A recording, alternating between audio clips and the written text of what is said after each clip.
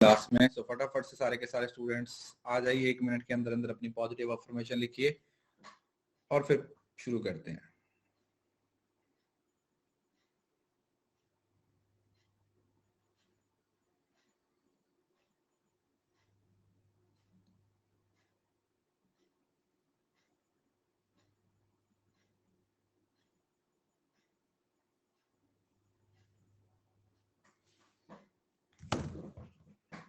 आ जाओ आ जाओ।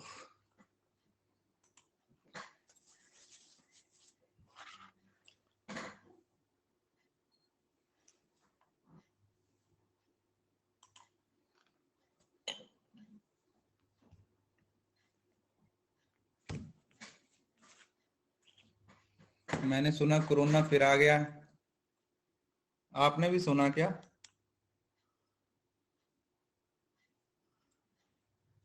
है ना, पंजाब में भी नाइट कर्फ्यू लगा दिया इन्होंने, स्कूल कॉलेज बंद कर दिए।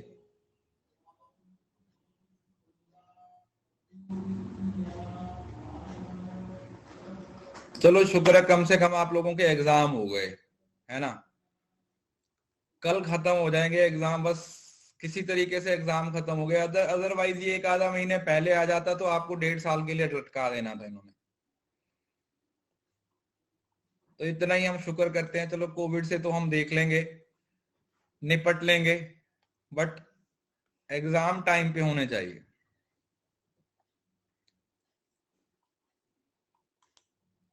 चलिए शुरू करते हैं अपनी क्लास को। कल अपन पढ़ रहे थे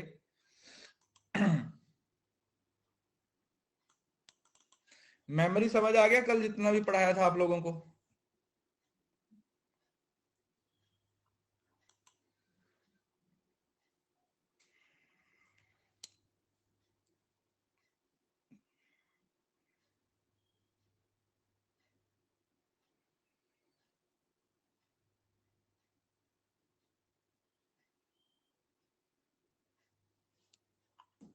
ओके, चलिए थोड़ा आगे चलते हैं।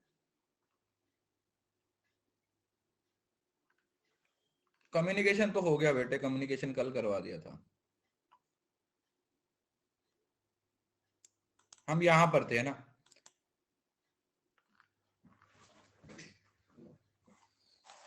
जहां पर मैं आप लोगों को डिफरेंस समझा रहा था किसके बीच में, कि जो फिजिकल मेमोरी होती है वो आपकी जो वर्चुअल मेमोरी होती है वो फिजिकल नहीं होती है। प्लीज आप जाके सब बच्चे प्रोफाइल में चेक कर लीजिए। देखिए ऐसे मुझे इतना याद नहीं है कौन से कोर्स में कितनी है, प्लीज आपको रिक्वेस्ट है कि आप मेरी प्रोफाइल में जाके सब कुछ चेक कर लीजिए, ठीक है। अभी मुझे पढ़ाने दीजिए प्लीज। कल हम यहां पर थे,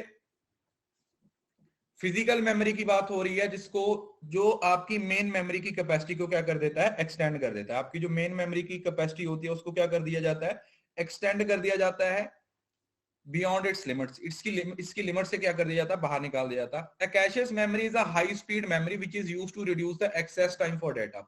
जो एक्सेस टाइम होता है डेटे का उसको कम करने के लिए, या आप ऐसा बोल सकते हो कि स्पीड को बढ़ाने के लिए, टू इंक्रीज द स्पीड, वो जो स्पीड होती है उस स्पीड को बढ़ाने के लिए हम किस मेमोरी का इस्तेमाल करते हैं, कैशेस मेमोरी का इस्तेमाल होता है। और ये कहां पे होती है, ये सीपीयू में होती है। कहां पे होती है, सीपीयू में होती है, आप ऐसा समझ सकते हो। और लिखा हुआ ना स्टैटिक, कैशे स्टैटिक होती है और जो मेन मेमोरी है वो डी रैम होती है, डायनामिक रैम।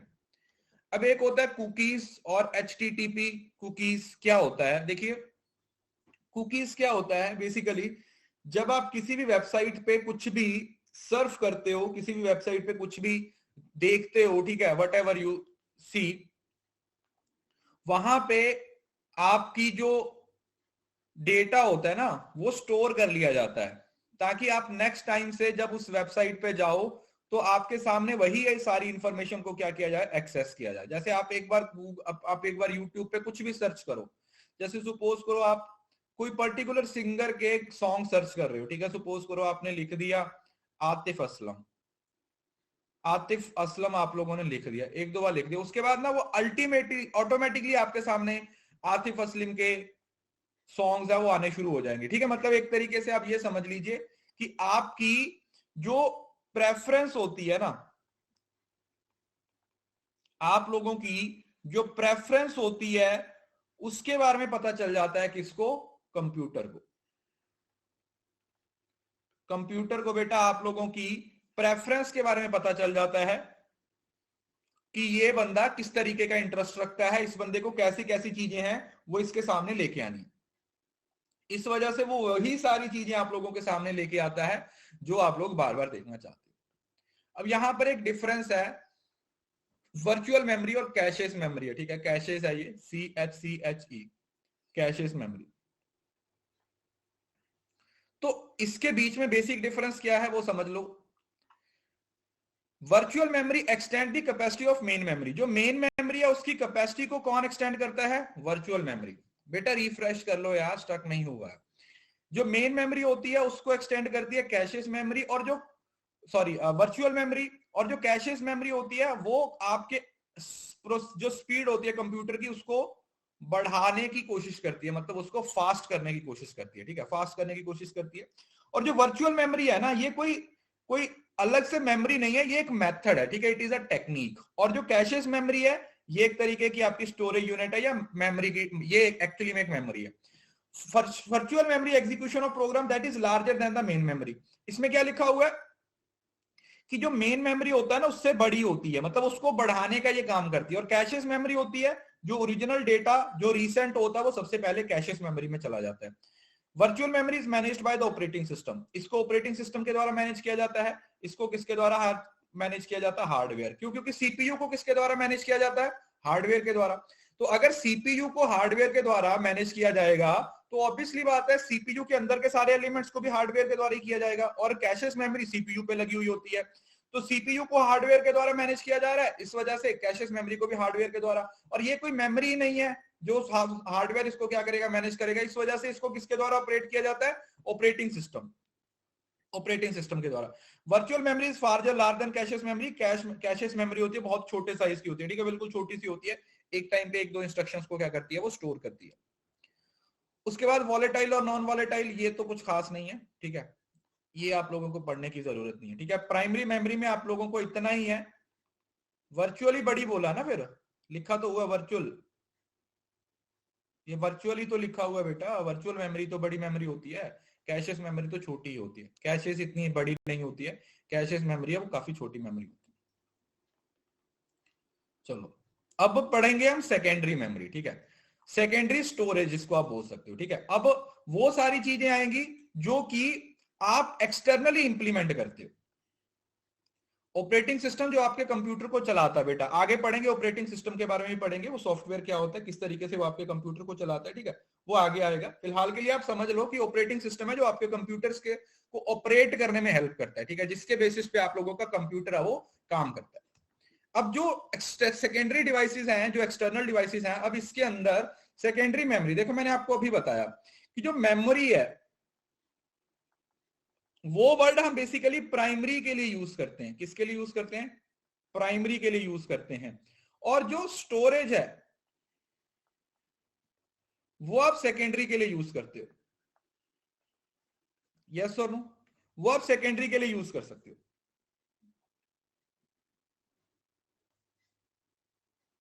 है ना, समझ रहे हो ना। तो मेमोरी है वो आपकी प्राइमरी में आ जाती है और जो स्टोरेज होती है वो आपकी सेकेंडरी में आ जाती है। अब सेकेंडरी को समझ लेते हैं। Storage devices can be divided into two categories and they are listed as below. अब जो स्टोर करने के लिए, डेटा स्टोर करने के लिए जो डिवाइसेस आप इस्तेमाल करते हो वो दो तरीके की हो सकती है। एक वो हो सकती है जो आपकी इंटरनल होती हैं, मतलब जो कंप्यूटर के अंदर लगी हुई होती हैं, समझ रहे हो ना, कंप्यूटर के अंदर फिक्स होती हैं।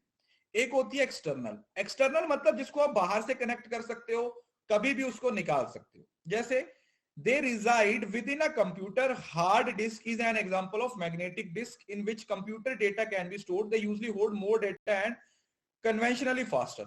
तो ये काफी बड़े लेवल पे डाटा है वो क्या कर लेते हैं, स्टोर कर लेते हैं, ठीक है। जैसे कंप्यूटर में अगर आप एचडीडी वाला कंप्यूटर लेते हो तो आपको पता है हार्ड डिस्क ड्राइव की स्पीड होती है वो तकरीबन मतलब हार्ड डिस्क ड्राइव 1 टीबी तक, 2 टीबी, 3 टीबी जितना आप लेना चाहो ले सकते हो, जो कंप्यूटर के अंदर इंस्टॉल रहती है। और वहीं पर अगर आप एक्सटर्नल की बात करोगे, पोर्टेबल होती हैं और यूजली आर मूवेबल, जैसे आपकी पेन ड्राइव हो सकता है, सीडी डीवीडी हो सकता है, Blu ray disc are certain example, ठीक है, जो आप बाहर से क्या करते हो, इंस्टॉल करते हो, जो आप क्या करते हो, बाहर से इंस्टॉल करते हो। देखिए ये कुछ चीजें ऐसी हैं जो ना हमारे पास होनी जरूरी है, ठीक है। अगर आप कंप्यूटर यूज करते हो, आप कोई भी काम करते हो ना, तो कुछ छोटे छोटे ऐसे गैजेट्स होते हैं जो आप लोगों के पास होने जरूरी है, ठीक है। जैसे पेन ड्राइव है, आप लोगों के पास होनी जरूरी है, समझ रहे हो ना। पेन ड्राइव, हार्ड डिस्क, कुछ ऐसी चीजें आप लोगों के पास होनी जरूरी है, क्योंकि जो भी आपका डेटा होता है ना, उसका बैकअप रखना बहुत जरूरी होता है। एक तरीका तो ये होता है कि आप अपना बैकअप कहाँ पे रख सकते हो, आप अपना बैकअप गूगल ड्राइव पे रख सकते हो, ठीक है जी। एक तरीका तो ये होता है कि आप अपना बैकअप है वो गूगल ड्राइव पे रख सकते हो, ठीक है। दूसरा, आप इन्वेस्ट कर सकते हो अगर आप करना चाहो, मतलब बहुत ज्यादा नहीं इन्वेस्ट कर सकते तो आप 200-300 की, 400 रुपए की आपको एक 32 GB या 128 GB की एक पेन ड्राइव है वो जरूर रखनी चाहिए, ठीक है। अगर आप हार्ड डिस्क है वो थोड़ी महंगी आएगी, आप पेन ड्राइव है वो 2, 4, 8, 10 GB की, ठीक है, बढ़िया वाली, कुछ 32 GB की कम से कम आपके पास एक पेन ड्राइव होनी चाहिए, उसका आपको फायदा ही होगा, समझ रहे हो बच्चे। तो ये कुछ चीजें हैं जो हमें हमारे पास होनी जरूरी है, ठीक है।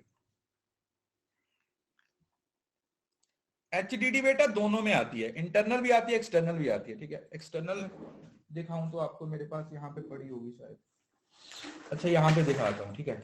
ये मैंने स्पेशल केस मंगवाया था, मैं आपको 3 चीजें दिखाता हूँ इसमें, ओके। कुछ इस तरीके की हार्ड डिस्क होती है आपकी, ठीक है। ये कितने की है, ये 1 TB की है। 1 TB समझते हो, 1000 GB, 1000 GB का डेटा इसमें स्टोर कर सकते हो, ठीक है। ये ज्यादा महंगी भी नहीं, ये एक्सटर्नल है, ठीक है। इसको यहां से पॉइंट लगता है, इसको आप कनेक्ट कर सकते हो। ये है आई थिंक सिया गेट की है, ये सिया गेट की है, ठीक है। ये मुझे ना, वैसे तो ये 4000 के करीब आती है, 1000 की, मतलब 1000 TB की, बट मैंने दिवाली के टाइम पे खरीदी थी, मुझे सस्ती मिल गई थी, मुझे ये 2100 रुपए की मिल गई थी, ठीक है। 2100 रुपए की मिल गई थी ये, तो ये मैं इसको यूज करता हूँ। और दूसरा ये है, एक और चीज दिखाता हूँ आप लोगों को, ये क्या है, दिस इज SSD। ये सॉफ्ट स्टेट ड्राइव होती है, इसको हम, ये 1 TB की है, इसको अगर आप कंप्यूटर के साथ कनेक्ट कर दोगे ना, तो आपका कंप्यूटर SSD हो जाएगा, मतलब स्पीड बढ़ाने के लिए इसको यूज किया जाता है, ठीक है। इसको हम स्पीड बढ़ाने के लिए क्या करते हैं, यूज करते हैं, ठीक है। ये बिल्कुल छोटी सी है, बट इससे कंप्यूटर की स्पीड है वो बहुत ज्यादा बढ़ जाती है, ठीक है। तो ये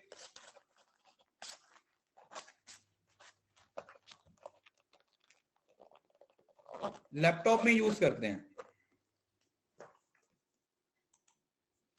ये देखो, अब यहां पर आता है एक और बहुत ही, SSD सॉलिड स्टेट ड्राइव होता है। SSD stands for solid state drive.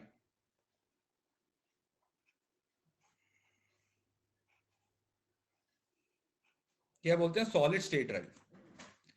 अब हम बात करते हैं, ध्यान से, ये वाला एक सीक्वेंस है जिससे आप लोगों को पेपर में क्वेश्चन पूछा जाता है, ध्यान से सुनो। ये एक सीक्वेंस है जो जैसे आपको काफी क्वेश्चन पूछे जाते हैं। जो मेमोरी की सबसे पहली यूनिट होती है वो बिट होती है। बिट का मतलब होता है 0 और 1। बिट, 8 बिट से एक बाइट बन जाती है।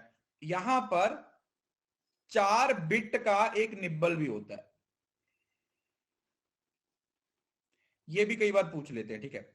मतलब पहले बिट, 4 बिट को मिलाया तो निब्बल बन जाएगा। 8 बिट का एक बाइट होता है, ठीक है।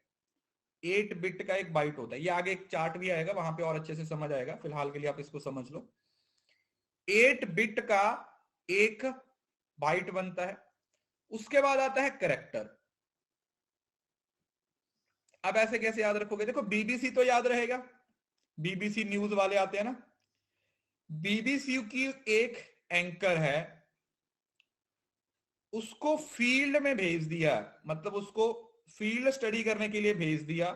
उसने बोला मैं फील्ड में तो आ गई हूं, अब क्या करूं। उन्होंने बोला कि तू यहां से रिकॉर्ड कलेक्ट कर, यहां पर लोगों का रिकॉर्ड बना, उसको एक फाइल में डाल के हमें दे, और उस फाइल को डाटाबेस में डाल। सिंपल, ऐसे याद रख सकते हो कि बीबीसी की एंकर फील्ड में गई, जहां पर उसने लोगों की इंफॉर्मेशन को रिकॉर्ड किया और उसे एक फाइल में डाल दिया, और उस फाइल का एक डाटाबेस बना दिया।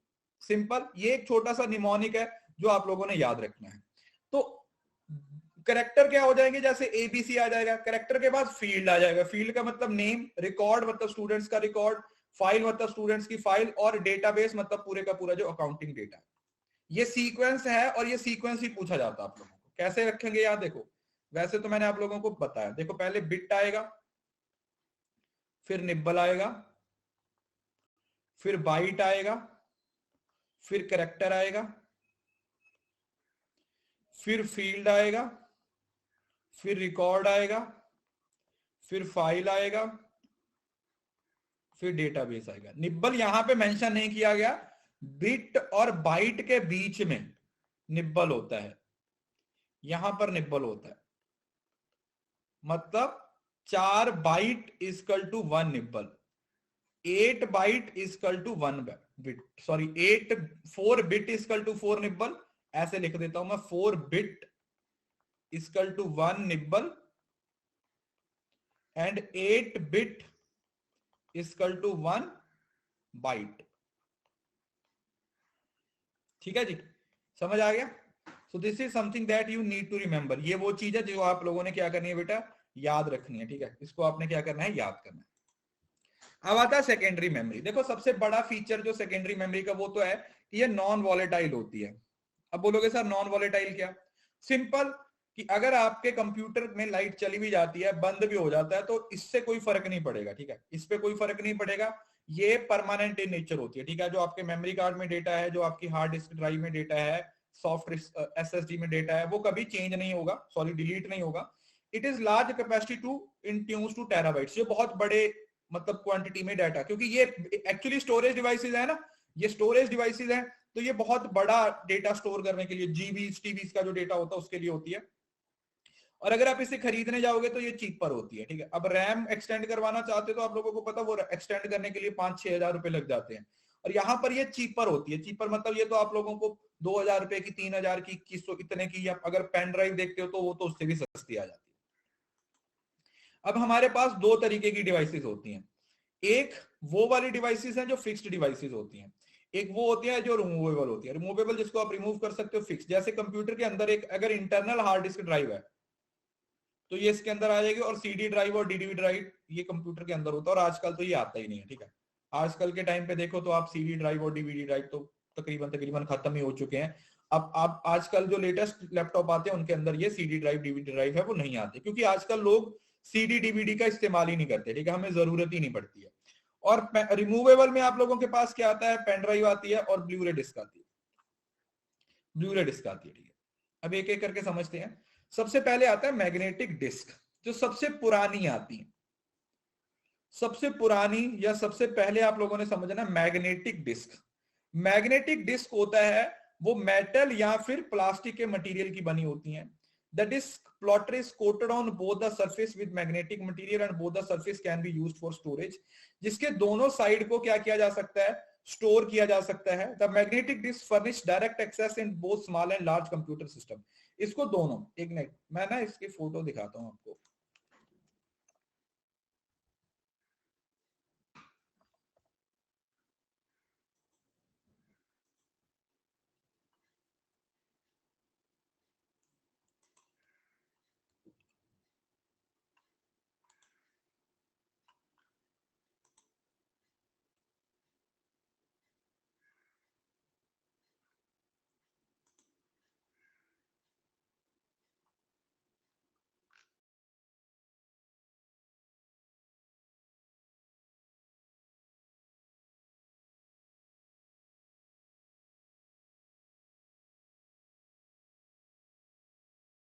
ये होती है मैग्नेटिक डिस्क। ठीक है, पहले फोटो देखो ताकि आपको थोड़ा याद रहे। मैग्नेटिक डिस्क किस तरीके से होती है, मेटल की होती है, ये देखो, देख रहे हो, दिख रहे हो? ठीक है, ये एक इसका फ्रेम है जिसमें दोनों साइड पे, दूसरी साइड घुमा के भी इसके क्या किया जा सकता है, डेटा स्टोर किया जा सकता है। तो जो मैग्नेटिक डिस्क है वो दो तरीके में आती है, एक आती है फ्लॉपी डिस्क और एक आती है हार्ड डिस्क। ठीक है जी, एक आती है फ्लॉपी डिस्क और एक आती है हार्ड डिस्क। फ्लॉपी डिस्क पहले आती थी, अब नहीं आती है। हार्ड डिस्क है वो अभी भी आती है।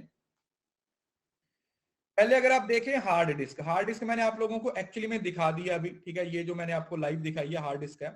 हार्ड डिस्क क्या होता है, made up of series of circular disk called platter. अच्छा चलो मैं इसका आपको ना सीक्वेंस स्ट्रक्चर दिखाता हूं, कई बार यहां से क्वेश्चन आया।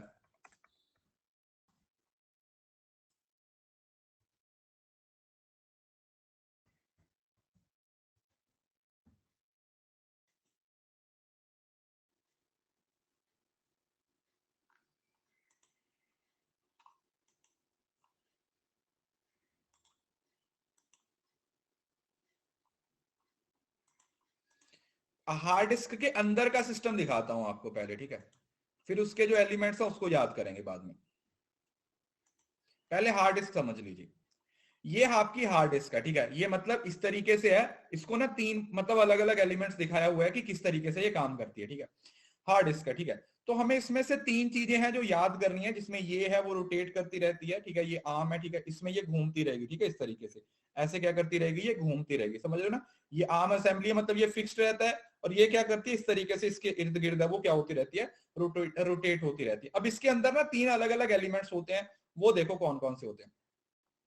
Circular disk, platter arranged and over almost one. तो ये क्या है, ये जो है वो तीन इसके क्या है बेटा, प्लेटर है, समझ रहे हो ना। ये जो तीन बने हुए हैं ये क्या है, ये प्लेटर है, प्लेट से याद रख सकते हो, ठीक है जी। ये जो प्लेट जैसे है ना एक दूसरे के ऊपर ऊपर, एक दूसरे के ऊपर ऊपर रखे हुए हैं आधे इंच की दूरी पे, ये प्लेटर है। ये क्या है, ये प्लेटर है। apart around a spindle, discs are made of non magnetic material like aluminium or coated with magnetic material, ये इतना इंपॉर्टेंट है। Hard disc another form of auxiliary storage, hard disk, a hard disk consists of one or more rigid metal plates coated with metal oxide, ये तो कुछ नहीं खास होता। Hard disk is स्प्लैटर्ड 5 mm, ये भी नहीं पूछा जाएगा। Primary capacity and performance, okay. इसके दो फीचर्स हैं, इसके दो बहुत ही इंपॉर्टेंट फीचर्स हैं, कौन कौन से। पहला है कि इसकी कैपेसिटी बहुत होती है और इसकी परफॉर्मेंस है वो काफी ज्यादा होती है, ठीक है जी। पहली बात तो इसकी जो कैपेसिटी होती है वो बहुत ज्यादा होती है, ठीक है, 1 टेराबाइट 2 टेराबाइट 3 टेराबाइट, इवन के 5 टेराबाइट की भी हार्ड डिस्क है वो आती हैं। और इसकी परफॉर्मेंस काफी अच्छी होती है, ठीक है। इसमें आप बहुत लंबे समय तक डेटा को क्या करके रख सकते हो, स्टोर करके रख सकते हो, स्टोर करके रख सकते हो। कैपेसिटी स्पेसिफाइड यूनिट, ये बाकी कुछ इंपॉर्टेंट नहीं है, ठीक है। बस आप लोगों को इसका सीक्वेंस पता होना चाहिए कि ये है प्लेटर, फिर बनते हैं सेक्टर्स और फिर आते हैं ट्रैक्स। पहले क्या आएगा, ये प्लेटर है, प्लेटर के बाद ये जो बना हुआ है ये ट्रैक है, और ट्रैक के एक एक एलिमेंट को क्या नाम दिया जाता है, सेक्टर। बात समझ आया, क्लियर हुआ। ये वाले क्या है, ये तीन क्या है, प्लेटर है। तो प्लेट बनी हुई है जैसे प्लेटर है, जो प्लेटर है उसके ऊपर क्या बना हुआ है, एक ट्रैक है। ट्रैक से आप याद रख सकते हो जैसे आपका रनिंग ट्रैक होता है ना, जैसे एक रनिंग ट्रैक होता है, और ट्रैक किससे मिलके बनता है, ये जो एक एलिमेंट है उसको सेक्टर बोला जाता है, ऐसे समझ। जैसे ये देखो, मैं यहां पे बना के दिखा देता हूं। सपोज करो ये क्या है, इसको आप क्या बोलोगे, ये आपका प्लेटर होगा, ये प्लेटर होगा। प्लेटर के ऊपर क्या बना हुआ है, प्लेटर के ऊपर क्या बना हुआ है, यहां पे उसको आप क्या बोल सकते हो, ये है आपका ट्रैक। और जो ट्रैक है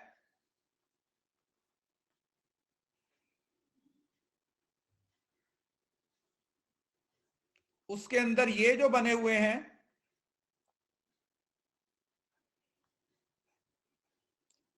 उसको आप क्या नाम दे सकते हो, ये जो डिब्बे से बने हुए हैं इसको आप क्या बोल सकते हो, these are known as sector, ठीक है जी। याद आया, पीटीएस। तो प्लेटर सबसे बड़ा, ट्रैक उससे छोटा, और सेक्टर सबसे छोटे, सेक्टर सबसे छोटे।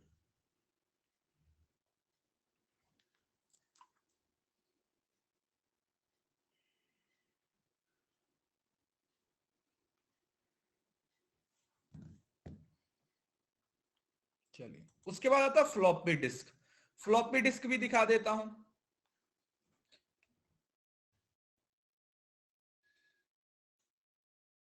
फ्लॉपी डिस्क आउटडेट हो चुकी है, आजकल नहीं यूज होती है फ्लॉपी डिस्क,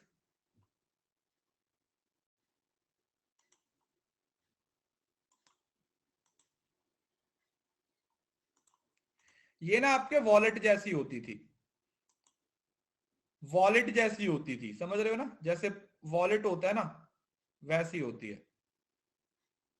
हाँ गई फोटो, एक सेकेंड।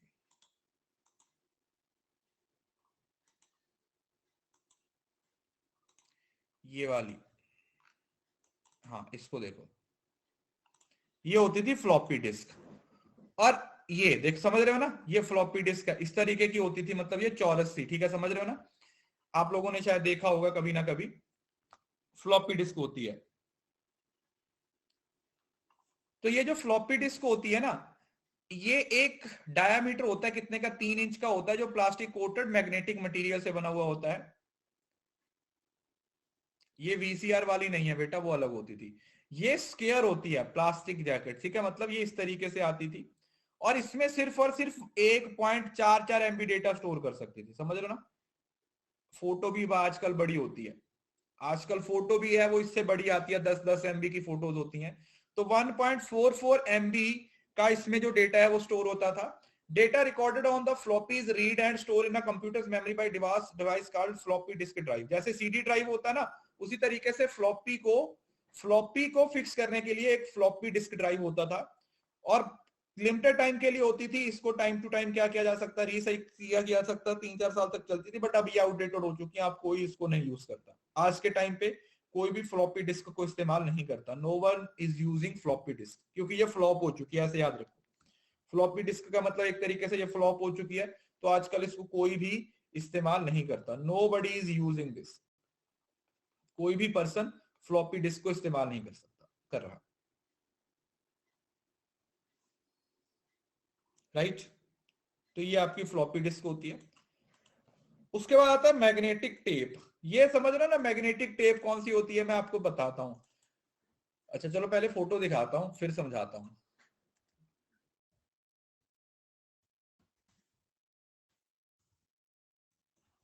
आपने अपने पुराने घर, पुराने टाइम पे एक डेक देखा होगा ना, डेक होता था ना, जिस डेक के अंदर एक एक कैसेट डाली जाती थी, जिसमें वो काले रंग की एक वो धागा सा निकलता था, देखा होगा आप लोगों ने।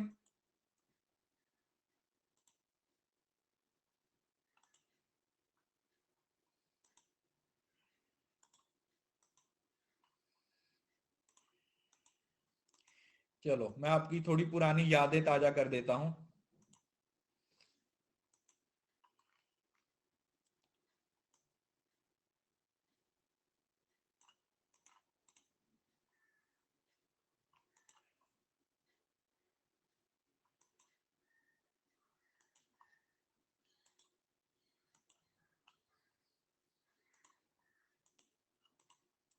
ये देखो,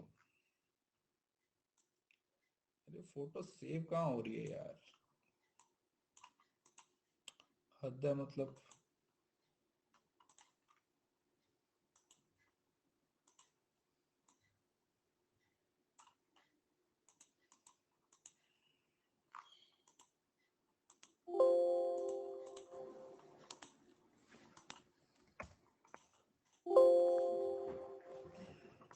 ये देखो, ऐसी होती है आपकी मैग्नेटिक टेप। हमें क्या होता था, हमारे घर में होती थी एक, तो हम जब तक चल रही है, उसके बाद हमें घर वाले दे देते, जब खराब होते थे सारा दिन हम इसी के साथ खेलते रहते थे, पेंसिल के साथ इसको कभी इकट्ठा कर लिया, कभी खोल दिया, है ना, कभी पूरे घर में बिछा दिया, ऐसा होता था, है ना, ऐसा होता था। हम अक्सर ऐसा करते थे, है ना, हम तो करते थे, आप पता नहीं करते थे या नहीं करते थे, मगर इसमें मजा बहुत आता था, है ना, इसमें बहुत मजा आता था, तब हम ऐसे खेलते थे, ठीक है। तो ये आपकी मैग्नेटिक टेप होती है। जो मैग्नेटिक टेप है, इसमें सबसे इंपॉर्टेंट क्या है कि इसमें आपका कॉन्टिन्यूस डाटा है वो ज्यादा स्टोर होता है, ठीक है, इसमें रैंडम डेटा नहीं होगा, क्योंकि जुड़ा हुआ है ना, ये यहाँ पे लगातार घूमता रहेगा। तो घूमते रहने का मतलब क्या हुआ कि ये आपका सिर्फ वैसा ही डेटा स्टोर कर सकता है जो कि क्या होगा बेटा, जो वो वाला डेटा जो कि कॉन्टिन्यूस होगा, ठीक है, जो एक सिस्टमेटिक वे में चलेगा। ऐसा नहीं है कि रैंडमली कुछ भी स्टोर कर रहे हैं, हम इसमें रैंडमली कुछ भी स्टोर नहीं कर सकते। ये जो डेटा होता है वो कैसे स्टोर होता है, वो हमेशा एक सीक्वेंस में होता है। Magnetic tape is a serial, बताया ना, access storage medium, it can store a large volume of data at low cost. The conventional magnetic tape is up to 3600 metre made of Mylar plastic tape. तो ये 3600 metre की होती है तकरीबन। अगर आप इसको ऐसे बिछा दोगे ना तो 3.5 किलोमीटर तक ये बिछ जाएगी। जो उसका वो काले रंग का निकलता था ना, अगर उसको आप ऐसे बिछाओगे तो वो तकरीबन 3.5 किलोमीटर तक उसको आप बिछा सकते हैं, मतलब इतना लंबा होता है। 1/2 inch with and coated with magnetic material on one side. The reel tape is loaded on the magnetic tape drive unit. ठीक है, उस मैग्नेटिक टेप ड्राइव पे क्या कर दिया जाता है, इसको क्या कर दिया जाता है, लगा दिया जाता है। During any read write operation the tape is moved from one pole to another at the same on auto cassette tape. ठीक है, देखा होगा ना आप लोगों ने, इस तरीके से ऐसे ये साइड खाली हो जाती थी, जब एक साइड खत्म हो जाती थी हम दूसरा लगाते थे ना। यार एक साइड खत्म होगी, बी साइड लगा, ए साइड के गाने सुन लिया, बी साइड को लगा, बी साइड के गाने सुन लिए, फिर एक साइड को लगा देते हैं ना, ऐसे अपने आप बंद हो जाता था। तो ये एक इस तरीके से डेटा को स्टोर किया जाता है। और इसमें सबसे इंपॉर्टेंट होता है कि इसमें एक कॉन्टिन्यूस डेटा को ही स्टोर किया जाता है। इसमें जो डेटा स्टोर होता है वो सिर्फ और सिर्फ कौन सा होता है, वो सिर्फ और सिर्फ कॉन्टिन्यूस डेटा को स्टोर किया जाता है। हम इसमें कॉन्टिन्यूस फॉर्म डेटा को ही स्टोर कर सकते हैं, लगातार जो घूमता रहता है,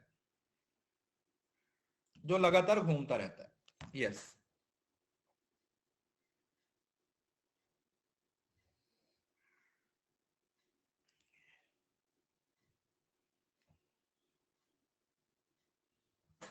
चलिए।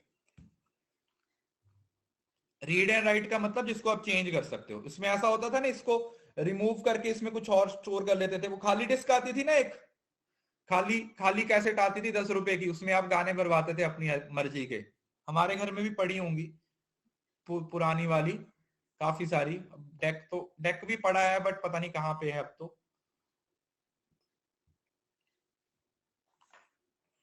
तो वो होता है। अब इन दोनों के बीच में डिफरेंस समझ लेते हैं। देखो, मैग्नेटिक टेप को बैच प्रोसेसिंग, समझ रहे हो ना, बैच प्रोसेसिंग का मतलब है जब बहुत सारे डेटे को, मतलब बैच में समझ ना, लॉट में जब डेटा आता है, क्योंकि मैंने आपको बताया कि ये जो इंफॉर्मेशन है वो कॉन्टिन्यूस फॉर्म में करता है, तो जो लॉट में डेटा आता है उसको स्टोर करता है।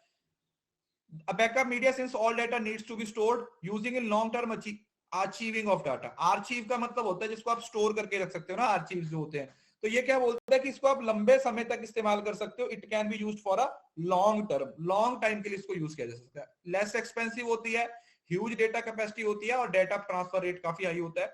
एक्सेस टाइम स्लो होगा, updating another tape is needed, affect any magnetic field. ठीक है, ये इतना इंपॉर्टेंट नहीं है, बस आप लोगों को इतना पता। वैसे तो इतना डिटेल में नहीं पूछा जाता जितना मैं आपको पढ़ा रहा हूं, बट मेरी कोशिश है कि आप लोगों को चीजें ना प्रैक्टिकली समझ आ जाए। ठीक है, क्योंकि टेक्निकल चीजें हैं, आप एक बार पढ़ोगे तो समझ नहीं आएगा, तो टेक्निकली चीजों को समझ लेना जरूरी है। टेक्निकल तरीके से समझ लोगे तो आपको ज्यादा अच्छा रहेगा, आप लोगों के दिमाग में ये चीजें हैं वो बैठ जाए, क्योंकि पिक्चर से ज्यादा याद रहता है। अब मैग्नेटिक टेप और मैग्नेटिक डिस्क में समझ लो। देखो, मैग्नेटिक डिस्क है, मैग्नेटिक टेप है इसको बैकअप के लिए और लेस फ्रीक्वेंट डेटा के लिए यूज होता है। और जो मैग्नेटिक डिस्क होती है वो सेकेंडरी स्टोरेज। मैग्नेटिक डिस्क से तो आपने हार्ड डिस्क की याद रखना है। ठीक है, मैग्नेटिक डिस्क का मतलब यहां पर क्या है, हार्ड डिस्क है। तो हार्ड डिस्क वाले जो फीचर्स हैं वही आप लोगों ने याद रखने हैं, तो इसको आप याद करने में आपको कोई दिक्कत नहीं होगी। और ये क्या होता है, मैग्नेटिक टेप को हम बैकअप के लिए यूज करते हैं, डेटा को बैकअप करने के लिए। प्लास्टिक की होती है, लॉन्ग होती है, नारो मैग्नेटिक मटेरियल होता है, यहां पर प्लेटर्स बने हुए होते हैं। सीक्वेंशियल एक्सेस, देखो आ गया था ना पॉइंट। सीक्वेंशियल एक्सेस का मतलब क्या हुआ, यहां पर वो डेटा स्टोर किया जाता है जो एक सीक्वेंस में रहता है। किस में रहता है, जो एक सीक्वेंस में लगातार ऐसे ऐसे ऐसे ऐसे घूमता रहता है। ज्योति बेटा, ये नया बैच ही चल रहा है, इसमें बहुत काफी सारी क्लासेस हो चुकी हैं, तो आप अभी इसको लाइव से अटेंड करो। ये दूसरी तीसरी क्लास है इस कोर्स की, और बाकी को आप रिकॉर्डिंग से कवर कर लीजिए। ठीक है जी। और ये रैंडम एक्सेस के लिए होता है। ठीक है, इसमें किसी भी तरीके का डेटा आप यूज कर सकते हो। डाटा एक्सेस इसमें स्लो होता है और इसमें डाटा एक्सेसिंग होता है वो फास्ट होता है। Once data is fed it can not be updated, data can be updated. ठीक है, तो ये दोनों में बेसिक डिफरेंस है। मैग्नेटिक टेप जो मैग्नेटिक डिस्क के अंदर होता है, अरे यार मैग्नेटिक डिस्क के अंदर थोड़ी, ये मैग्नेटिक डिस्क तो अलग चीज हो गया ना। मैग्नेटिक टेप ये तो अपने आप में एक टेप है, ये है इस, ये पूरी की पूरी मैग्नेटिक टेप ही है बेटा। अब कल वाले क्वेश्चन मत करो सर, रैम कहाँ स्टोर होती है, उस तरीके के क्वेश्चन मत पूछो। ये अपने आप में ही पूरे का पूरा है वो टेप है, मतलब ये अपने आप में ही एक टेप है जिसमें आप डेटा को स्टोर करते हो। उसके बाद आता है ऑप्टिकल डिस्क। अब ये जो है थोड़ा लेटेस्ट टेक्नोलॉजी आएगी। ऑप्टिकल समझ रहे हो ना, जिसमें वो लाइट्स आती है ना, लाल रंग रंग रंग बिरंगी है ना, जिंदगी रंगीन हो रखी है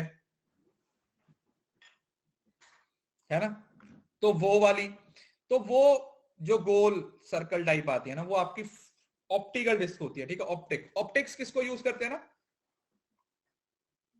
माही बेटा अब तो रिसर्च की क्लास नहीं होगी क्योंकि कोर्स हो चुका है, आप वहां से देख लीजिए। अब वहां से आप उसको क्या कर सकते हो, देख सकते हो। नहीं नहीं, इसका डेटा वगैरह याद नहीं रखना, बस इसके बेसिक से एलिमेंट्स हैं वो आप लोगों ने याद रखना, मेन मेन चीजें आप लोगों ने याद रखनी है। Optical mass storage device store bit value in variation in light reflection, वो सारी चीजें जिसमें आपको लाइट रिफ्लेक्शंस नजर आती है। लाइट लाइट दिखती है ना, इस तरीके से होती है, जिसमें आप लोगों को एकदम से लाइट्स नजर आती हैं, अलग अलग कलर की है ना, रंग बिरंगी लाइट्स ही जिसमें आप लोगों को नजर आती हैं, उस चीज की बात हो रही है। They have higher area density and longer than magnetic storage. जो मैग्नेटिक स्टोरेज होती थी उससे ये काफी ज्यादा यूजफुल है क्योंकि आज का लेटेस्ट टेक्नोलॉजी है।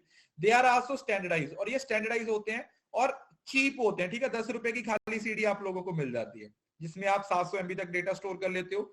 25 रुपए की आप लोगों को डीवीडी मिल जाती है जिसमें आप 4.7 GB का डेटा है वो स्टोर कर सकते हो। रीड ओनली स्टोरेज, लो परफॉर्मेंस रिक्वायरमेंट एप्लीकेशन। अब ये 4 तरीके की हैं, CD ROM, CD are, CD R W, DVD, ये और ब्लू रे, उसमें बहुत सारी चीजें और आती हैं। तो सबसे पहले हम समझते हैं सीडी। सीडी की फुल फॉर्म आपको एक बार पेपर में पूछी गई थी। सीडी क्या मतलब, CD that is compact disc. CD जो स्टैंडर्ड सीडी आती है उसका डेटा कैपेसिटी कितनी होती है, 700 MB होती है। अगर आपने खाली डिस्क देखी होगी ना कभी भी, तो उसके ऊपर लिखा हुआ 700 MB। ठीक है, उसके ऊपर क्या लिखा हुआ होता है, कॉम्पैक्ट डिस्क के ऊपर हमेशा लिखा होता है कि इसमें आप कितना डेटा स्टोर कर सकते हो। आप इसमें 700 MB तक का डेटा है उसको क्या कर सकते हो, स्टोर कर सकते हो। ये सर्कुलर डिस्क होती है, ऑप्टिकल रेज। ठीक है, इसके अंदर से ऑप्टिकल रेज आती हैं जो लेजर होती हैं to read and write data. अब ये दो अलग अलग तरीके के फॉर्म में होती हैं। एक होती है read only. Read only memory का मतलब क्या हुआ, जैसे प्रोप्राइटरी सॉफ्टवेयर जिसको मॉडिफाई नहीं किया जा सकता। ठीक है, जैसे विंडो की सीडी आती है, समझ रहे हो ना, विंडो इंस्टॉल करने की सीडी आती है, वो एक तरीके से सीडी रोम होती है, मतलब रीड ओनली मेमोरी हो सकती है। उसको आप यूज तो कर सकते हो, उससे आप विंडो इंस्टॉल तो कर सकते हो, बट उसको आप चेंज नहीं कर सकते। अगर आप सोचो कि चल यार इसको बाद में क्या कर देते हैं, इसमें चलो विंडो तो इंस्टॉल हो गया, अब इसमें गाने डाल देते हैं, है ना, अब हम क्या करते हैं इसमें हम गाने डाल देते हैं, ऐसा पॉसिबल नहीं होगा। देन आता है recordable. Data can be written by the user once, it can not be delete और मॉडिफाइड। ये वाली जो होती है खाली आती है। सीडीआर मतलब रिकॉर्डेबल, मतलब एक बार जिसपे आप, मतलब वो आप जब उसे लेके आओगे तो वो खाली होगी। ठीक है, उसके अंदर कुछ नहीं होगा। फिर आप उस पर कुछ लिख दोगे तो फिर उसको दोबारा रिमूव नहीं किया जा सकता। एक बार लिख दिया सो लिख दिया, एक बार जो उस पर छाप दिया सो छाप दिया, उसके बाद आप उसके साथ कुछ नहीं कर सकते। एक बार जो लिख दिया सो लिख दिया। ठीक है जी, एक बार जो उसके ऊपर लिखा गया सो लिखा गया। देन आता है सीडीआर। आर मतलब आरडब्ल्यू मतलब रीराइटेबल, जिसको जितनी बार मर्जी लिखो, जितनी बार मर्जी मिटाओ, जितनी बार मर्जी लिखो, जितनी बार मर्जी मिटाओ, जितनी बार मर्जी लिखो, जितनी बार मर्जी मिटाओ, जितनी बार मर्जी लिखो, जितनी बार मर्जी मिटाओ। बार बार रिकॉर्ड कर सकते हो, बार बार उसको खत्म कर सकते हो, बार बार लिख सकते हो, बार बार से इस तरीके से। That is your CD drive. ठीक है जी, हाँ, तो बार बार आप रिमूव कर सकते हो, बार बार उस पर लिख भी सकते हो। अनलिमिटेड होती है ये, समझ रहे हो ना, ये एक तरीके से अनलिमिटेड टाइप में यूज की जाती है। अनलिमिटेड टाइप से इसको क्या किया जा सकता है, इस्तेमाल किया जा सकता है। पहले इस्तेमाल करें फिर विश्वास करें। अब आता है डीवीडी। देखो डीवीडी इसी की एक अलग टाइप है।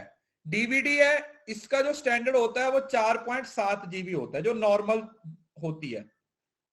इसमें कितना डाटा स्टोर हो सकता है, 4.7 GB होता है। और इसमें मल्टीमीडिया फाइल्स होते हैं जिनकी हाई स्टोरेज कैपेसिटी चाहिए होती है। डीवीडी आल्सो कम इन 3 वेरिएंट्स, रीड ओनली, रिकॉर्डेबल और रीराइटेबल। ठीक है, उसी तरीके से जैसे सीडी के 3 वेरिएंट आते हैं ना, उसी तरीके से आप डीवीडी भी ले सकते हो, उसी तरीके से आप डीवीडी भी ले सकते हो। देखा आप लोगों ने पुराने टाइम पे होता था ना, ये वाली सीडी होती थी जिसको हम बहुत संभाल के रखते थे, ऐसे उसको ऐसे एकदम से ना साफ करते थे, क्योंकि इस पे अगर खरोच आ जाती थी ना तो गाने ना ऐसे ऐसे ऐसे ऐसे रुक रुक के चलने शुरू हो जाते थे ना। आप कोई मूवी की डिस्क लेके आए हो और उस पर कोई खरोच पड़ गई तो जहां पर मेन सॉन्ग मेन सीन होता था ना वहीं पे अटक जाती थी, वो ऐसे ऐसे करती रहती, ऐसे ऐसे। फिर वहां पर आप लोगों को उसको फॉरवर्ड करना पड़ता था क्योंकि वो अटक जाती थी। तो इस वजह से हम हमेशा उसको क्या करते थे, हमेशा उसको हम संभाल के रखते थे कि भाई अगर इस पे खरोंच आ गई तो ये खराब हो जाएगा, समझ रहे हो ना। मुझे लगता है आप लोगों ने भी ये टाइम देखा ही होगा, हम तो बहुत मूवीज देखे हैं इससे। एक्चुअली मेरे ना, मैं आपको बताया था, मेरी मौसी का बेटा है, मुझसे बड़ा है वैसे तो, वो मुझसे होगा वो 7-8 साल बड़ा। तो वो हमारे घर पे आता था, उसके पास सीडीज होती थी और हमारे घर पे सीडी ड्राइव होता था, है ना। उसके पास डिस्कें होती थी और मेरे पास सीडी होती थी। तो वो सारी मूवीज लेके आता था, हमारे घर पे बैठ के देखते थे। बहुत मूवीज देखी उसने मेरे को, 5वीं 6वीं क्लास तक ना सारी भूतों वाली मूवीज दिखा दी। इस वजह से मुझे भूतों से डर लगना ही बंद हो गया। अब मेरे सामने जैसी मर्जी हॉरर मूवी चला दो, मेरे को उसमें लगता ही नहीं कि यार मेरे को डर लगेगा। इतनी भूतों की मूवी देख ली थी मैंने 5वीं 6वीं क्लास तक, इतनी कोई भी नहीं छोड़ी थी, सारी देख ली थी जितनी भी वो दिखाता था। तो ये होती है डीवीडी, ठीक है। इस पे 4.7 GB का डेटा स्टोर हो सकता है। अब ये कुछ खास नहीं है, वही है RW। अब एक नई कैटेगरी आ गई है जिसमें ब्लू-रे बोलते हैं। ब्लू-रे, ब्लू-रे को एक ही बार यूज किया जा सकता है। ब्लू-रे को एक ही बार, डीवीडी में वीडियो आती है, सीडी में नहीं। अरे बेटा सीडी भी तो डीवीडी ही है एक तरीके से, समझ नहीं रहे।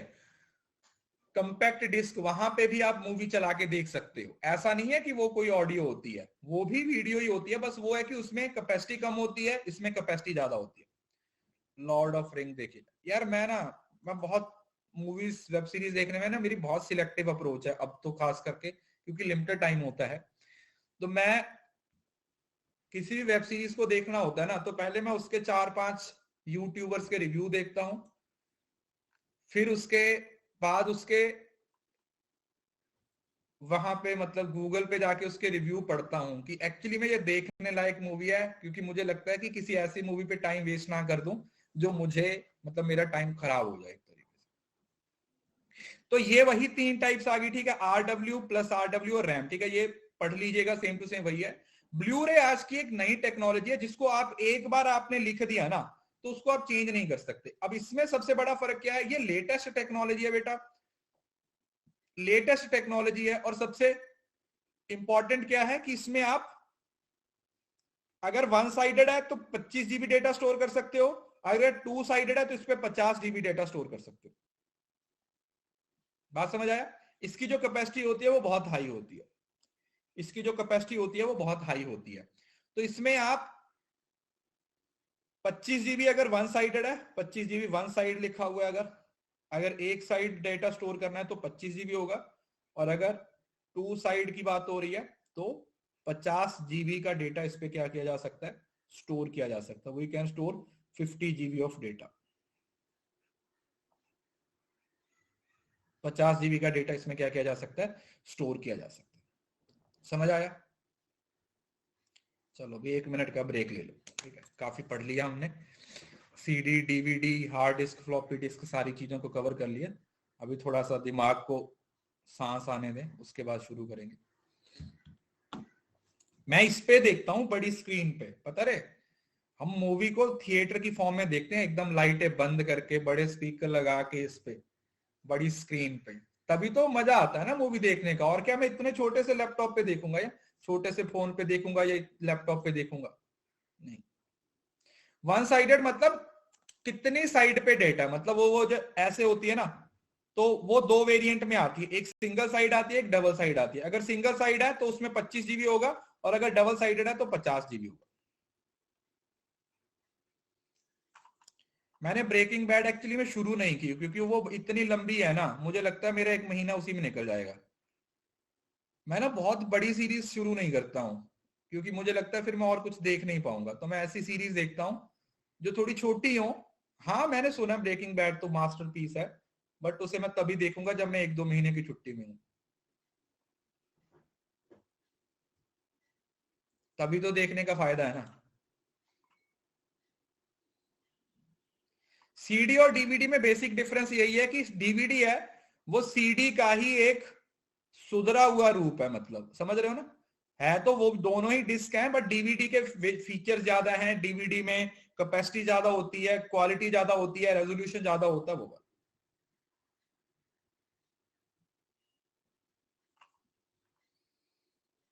क्वेश्चन भी करेंगे बेटा अभी।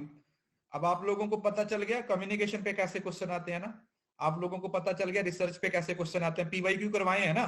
हम बस 1-2 दिन रुक जाओ, फिर से यही सीरीज हमारी शुरू हो जाएगी दोबारा, डेली आपकी एक पीवाईक्यू की क्लास शाम को 7-7:30 बजे।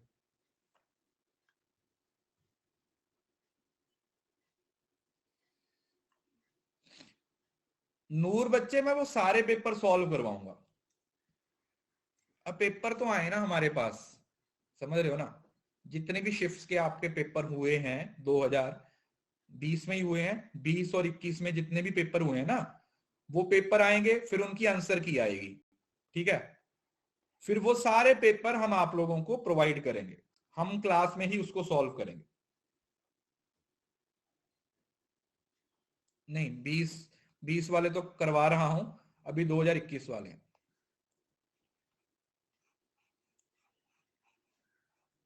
2021 वाले कहीं पे भी हो, चाहे अलग से कोर्स आ जाए, चाहे स्पेशल क्लास हो, जैसा भी हो पाएगा, आई विल ट्राई कि मैं आप लोगों को ज्यादा से ज्यादा करवा दूंगा, पेपर से पहले सब हो जाएगा। चलो आगे बढ़ते हैं। अब आता है ये थोड़ा डिफरेंस है, देखो ये जो नीचे चीजें आती है ना, ये इंपॉर्टेंट नहीं है, ठीक है। ये टेक्निकल टर्म्स है, हमें जो बेसिक पॉइंट है वो समझने हैं। पहला क्या है, इसको कंपैक्ट डिस्क बोलते हैं, इसको आप डिजिटल वर्सेटाइल डिस्क बोलते हैं। ये 700 MB की होती है, या 4.7 GB से 17 GB हो सकती है, और अगर ये ब्लू रे में हो तो ये 25 GB की और 50 GB दोनों में हो सकती है। अरे 18 से 21 तक क्या यार, मतलब जितने भी पेपर होंगे सारे करवाऊंगा, टेंशन क्यों ले रहे हो।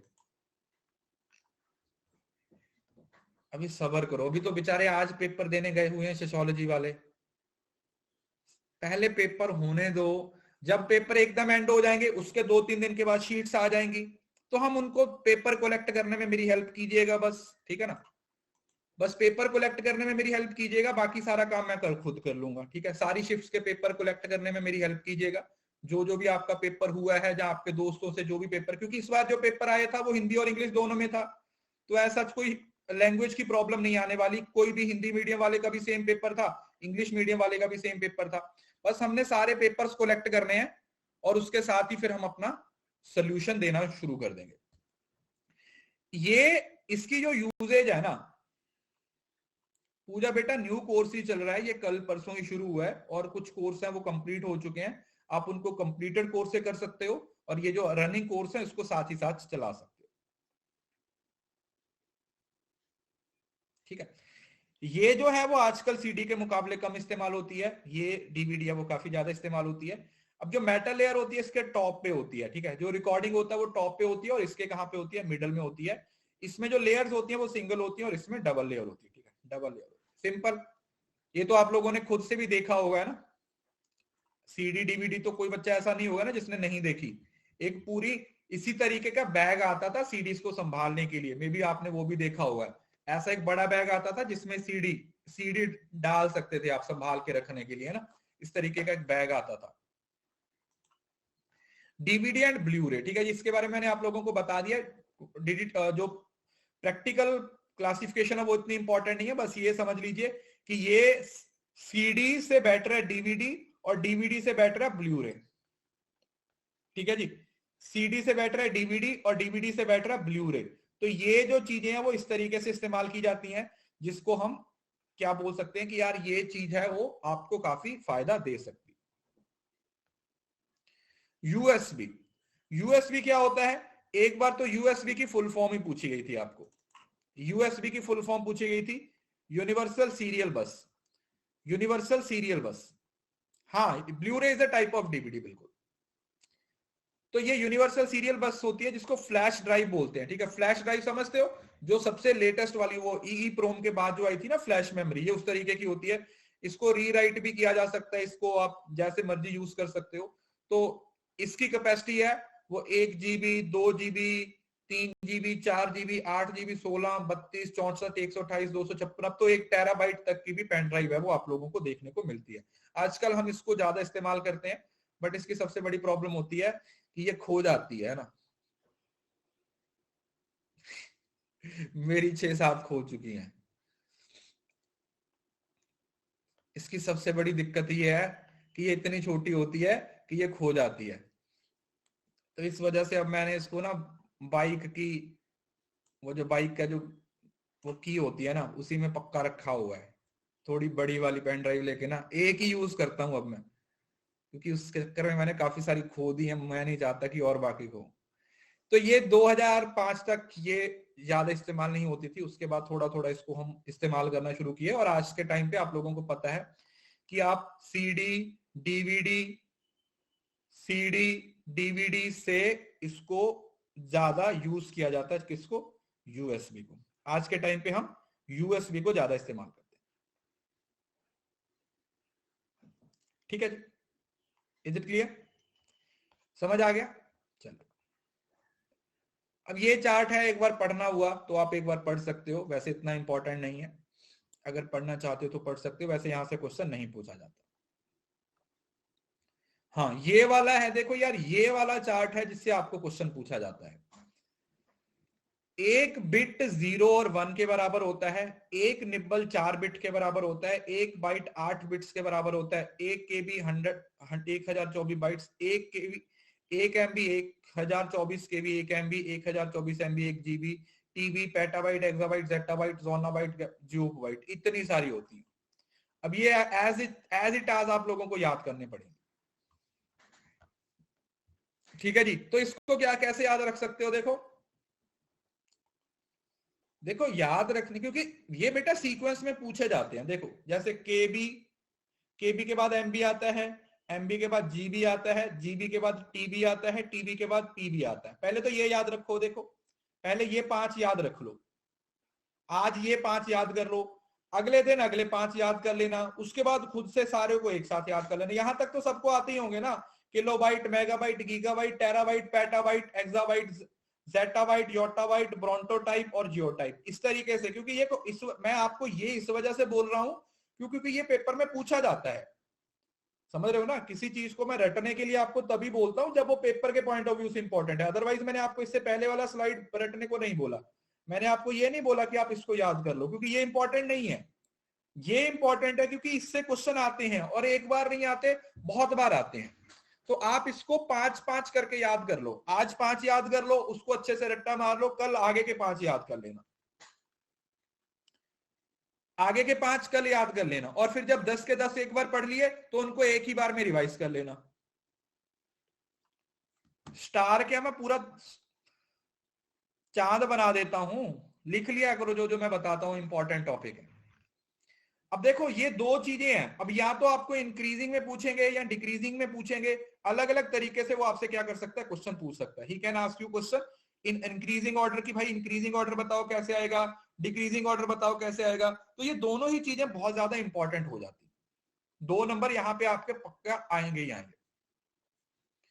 सीपीयू मेमोरी ये कुछ खास, दैट इज नॉट इंपॉर्टेंट। ठीक है, ये आपके सिलेबस का पार्ट नहीं है। यहां तक आप लोगों का जो मेमोरी का टॉपिक है वो क्या होता है, खत्म होता है। इसको बाद में लिख लीजिएगा, क्लास के बाद याद कर लीजिएगा, कल ये सब बच्चों को याद होने चाहिए। मैंने आके सुनने हैं ऑडियो में, पहले बता रहा हूं। कल आप लोगों का टेस्ट होगा मेमोरी मेजरमेंट यूनिट्स का, तो सब बच्चों ने याद करके आना है। मैं किसी का भी नाम लूंगा और उसे बोलूंगा कि बेटा ऑडियो में आ और बताओ। फिर मत बोलना कि सर जी बेइज्जती कर दी। मैं कौन होता हूं बेइज्जती करने वाला, है ना?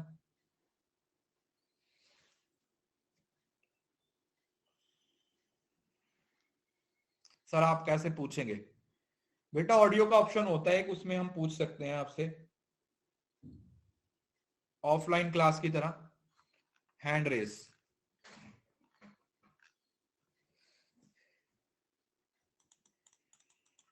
चलो आगे बढ़ते हैं।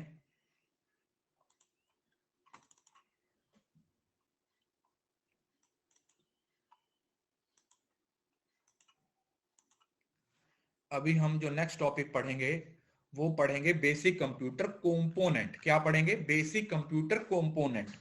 कंप्यूटर के कंपोनेंट के बारे में हम पढ़ेंगे, जो हमने पहले भी थोड़ा सा समझा था सीपीयू वगैरह के बारे में। तो ये हम यहाँ पे पढ़ने वाले हैं कंपोनेंट।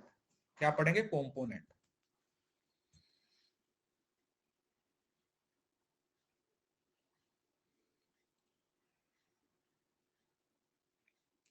जिस दिन मेरी क्लास नहीं होती ना, मैं बहुत बोर हो जाता हूँ। ये छुट्टियों में मैं बहुत बोर हुआ, क्योंकि मुझे भी आदत हो गई है ना हर रोज आपके साथ बात करने की, हर रोज आपके साथ डिस्कशन करने की, आपकी आपको डांट लगाने की, है ना। तो जिस दिन मेरी क्लास नहीं होती ना, तो ऐसा लगता है कि यार क्या ही है।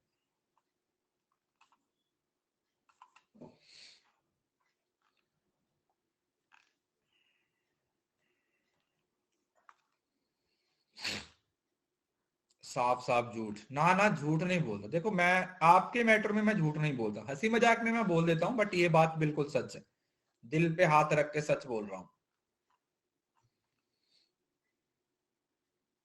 पूजा बच्चे अच्छे से दीजिएगा एग्जाम, सब बढ़िया होगा।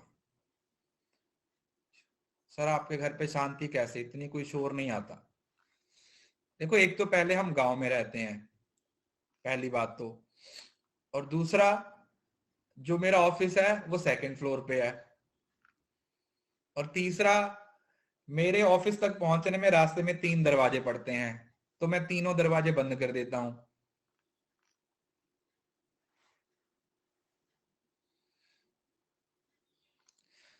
शालिनी, मैं आप लोगों से ये बोलूंगा, सकते हैं विद वॉच और ऑल वीडियो तो अच्छे, बिल्कुल कर सकते हो। देखो, मेहनत, बात आता है मेहनत पे। जब आप मेहनत करते हो तो सब क्लियर हो जाता है। देखो, एक एक मिनट मैं आपसे लूंगा फिर से, सॉरी। टॉपिक से पहले 1 मिनट आप लोगों को मैं और बताना चाहता हूँ। जब 2022 शुरू हुआ था ना, तब मैंने आपको एक बात बोली थी कि 2022 में आप कुछ हैबिट्स डेवलप करना, जिसमें से सबसे बेस्ट हैबिट है लोगों को इग्नोर करना। वो नहीं कि जो जिनसे आपकी बॉन्डिंग है, ऐसे लोगों को इग्नोर करना जो आपको डिमोटिवेट करते हैं। ऐसे लोगों को इग्नोर करना जो नहीं चाहते आप लोगों की आप लोग तरक्की करें, जो आपसे जलते हैं, जो आपको आगे बढ़ता नहीं देख सकते, जो आपको टॉन्ट मारते हैं, ऐसे लोगों को इग्नोर करो। क्योंकि देखो, बात वहीं पे आ जाती है। आप इन लोगों की बातों को सुनोगे, उसके अकॉर्डिंग रिएक्ट करोगे, तो वहां पे आपकी एनर्जी वेस्ट होगी। उससे अच्छा है उस एनर्जी को आप कहीं सही जगह पे लगाओ, है ना। इससे अच्छा तो ये है ना कि आप उस एनर्जी को अपनी पढ़ाई में लगाओ, उस एनर्जी से आप कुछ सीखो, उस एनर्जी से आप कुछ समझने की कोशिश करो, तो आपको फायदा होगा। समझ रहे हो ना। तो ऐसे लोग आते हैं तो उनको बोलो, excuse me sir, excuse me, my time निकालिए और भाड़ में चाहिए, ऐसा बोल के आगे निकल जाओ। ठीक है जी। So just be self centric. अपनी लाइफ के बारे में सोचो, हमें अपनी जिंदगी में कैसे तरक्की करनी है। लोग तो बोलते ही रहेंगे, तुम अच्छा करो तो भी बोलेंगे, बुरा करो तो भी बोलेंगे, लोगों ने तो बोलना ही है। समझ रहे हो ना। अल्टीमेटली आपने ये डिसाइड करना है कि हमें जिंदगी में क्या चाहिए, हमें अपनी लाइफ में क्या चाहिए। That's the only thing that should be your focus. बहुत बोलेंगे हर जगह पे, इस वजह से। चलो आगे अपन पढ़ते हैं बेसिक कंप्यूटर कंपोनेंट। ठीक है जी। Computers internal architectural.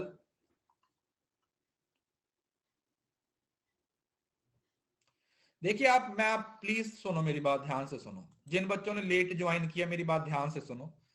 1 मिनट आप लोगों के लिए। जिन बच्चों ने लेट ज्वाइन किया, अभी ज्वाइन किया, वो बच्चे सुनो, बात ध्यान से सुनो। ये जो हमारा कोर्स है, उसमें काफी सारी यूनिट्स हो चुकी हैं। जो यूनिट हो चुकी हैं वो आपको मिलेंगी कंप्लीटेड कोर्स में। तो अब आप लोगों ने कैसे करना है वो ध्यान से सुनो, कंप्लीटेड कोर्स में आप लोगों को मिलेंगे।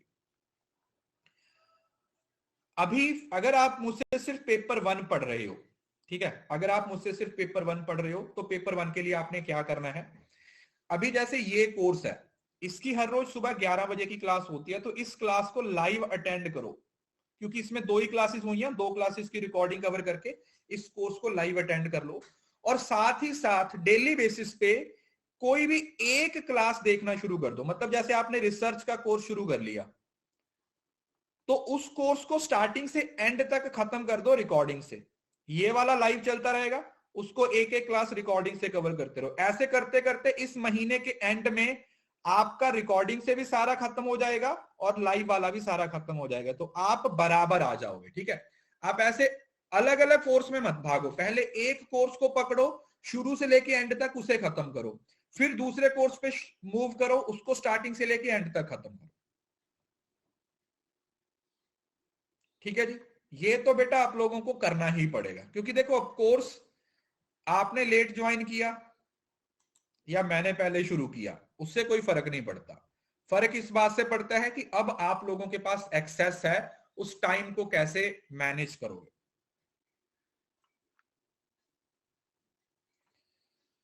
और अगर आपको फिर भी कोई प्रॉब्लम आती है, then go to a course called foundation course on paper 1। आप लोगों को एक कोर्स मिलेगा मेरा, फाउंडेशन कोर्स पेपर 1। आप उस कोर्स को देख लो, उसमें सारी क्वेरीज का आंसर है, नोट्स बनाने से लेके रिवीजन करने तक, पेपर अटेम्प्ट करने तक, मोटिवेटेड रहने तक, हर चीज का सोल्यूशन उसमें है। कंप्लीटेड कोर्स में जाके चेक करो बेटा, मेरी प्रोफाइल में जाओ, उसमें कंप्लीटेड कोर्स सी ऑल करो, मेरी प्रोफाइल में जाके जितने भी कोर्सेज हैं उसको जाके चेक करो। या फिर एक और तरीका बताता हूं, एक और तरीका है अगर आप वो यूज करना चाहते हो, एक और तरीका है आप लोगों के लिए। वो क्या है कि अगले 10 दिन तक, 10 डेज तक फिलहाल, या जब तक ये कोर्स खत्म नहीं होता, आप लाइव क्लासेस ना अटेंड करो, रिकॉर्डिंग से 3-4 यूनिट खत्म कर दो, क्योंकि रिकॉर्डेड क्लासेस देखना जल्दी हो जाता है, क्योंकि रिकॉर्डेड में आप थोड़ा स्पीड भी बढ़ा के देख सकते हो। अगर आप बराबर आना चाहते हो, आप 3-4 यूनिट्स को क्या करना चाहते हो, खत्म करना चाहते हो, तो आप रिकॉर्डेड से भी कवर कर सकते हो सिर्फ, उसके बाद आप लाइव भी कर सकते हो। ठीक है, चलो अब आगे बढ़ते हैं, यहां पे आओ। Computer internal architectural design comes in different types but the basic structure remains same as all computer system. अब यहां पर क्या बात बोली जा रही है कि जो कंप्यूटर है वो अलग अलग तरीके के आते हैं, बट जो इंटरनल स्ट्रक्चर होते हैं वो सेम टू सेम होते हैं, है ना। जो कंप्यूटर की वर्किंग होती है वो सेम टू सेम ही होगी। जैसे मोबाइल है, अब मोबाइल अलग अलग शेप में आएंगे, अलग अलग कंपनी में आएंगे, सब चीजों में अलग अलग आएंगे, बट जो मोबाइल का इंटरनल स्ट्रक्चर होगा वो तो सेम ही होगा ना सबका, वही उसी तरीके से, वही एक ऑपरेटिंग सिस्टम होगा, वही रैम होगी, वही रोम होगी, वही इंटरनल मेमोरी होगी, सारी चीजें वही होंगी। तो कंप्यूटर के दो पार्ट्स होते हैं, एक होता है हार्डवेयर और एक होता है सॉफ्टवेयर। हार्डवेयर वो चीजें जो आपको नजर आती हैं, सॉफ्टवेयर जो कंप्यूटर के अंदर होते हैं, जो एप्स वगैरह होती हैं। और जो हार्डवेयर होता है उसको भी दो पार्ट्स में डिवाइड किया जाता है, एक होती है इनपुट यूनिट और दूसरी होती है एक्सटर्नल जो आउटपुट यूनिट है। इनपुट यूनिट बेटा वो यूनिट्स होती हैं जिसमें आप कंप्यूटर के अंदर कुछ डालते हो, जिससे आप कंप्यूटर को इंस्ट्रक्शंस देते हो, वो आपका क्या होता है, इनपुट डिवाइस होती है। वो सारी डिवाइसेस जिससे आप कंप्यूटर के अंदर कुछ डाल रहे हो, उन सारी डिवाइसेस को आप इनपुट डिवाइस का नाम देते हो। और वो सारी डिवाइसेस जो आपको अल्टीमेट प्रोडक्ट दिखाती हैं उसको आप आउटपुट डिवाइस बोल देते हो। ये टॉपिक अभी हम पढ़ने वाले हैं, इनपुट और आउटपुट डिवाइसेस का मतलब क्या होता है। इनपुट का मतलब अंदर कुछ डालना, इनपुट, इनपुट अंदर कुछ डालना है ना। और आउटपुट का मतलब जो आप लोगों को रिजल्ट मिल रहा है, जो आप इन द एंड देख रहे हो कि अच्छा भाई ये आ गया। तो जो कंप्यूटर काम करता है वो बेसिकली सीपीयू के थ्रू काम करता है, सीपीयू के थ्रू काम करता है। ये सारी यूनिट्स को मिला के फंक्शनल यूनिट्स बोला जाता है। जैसे आप ऐसा समझ लो, यहां पर आपका इनपुट होता है, यहां पर आप लोगों का आउटपुट होता है ना,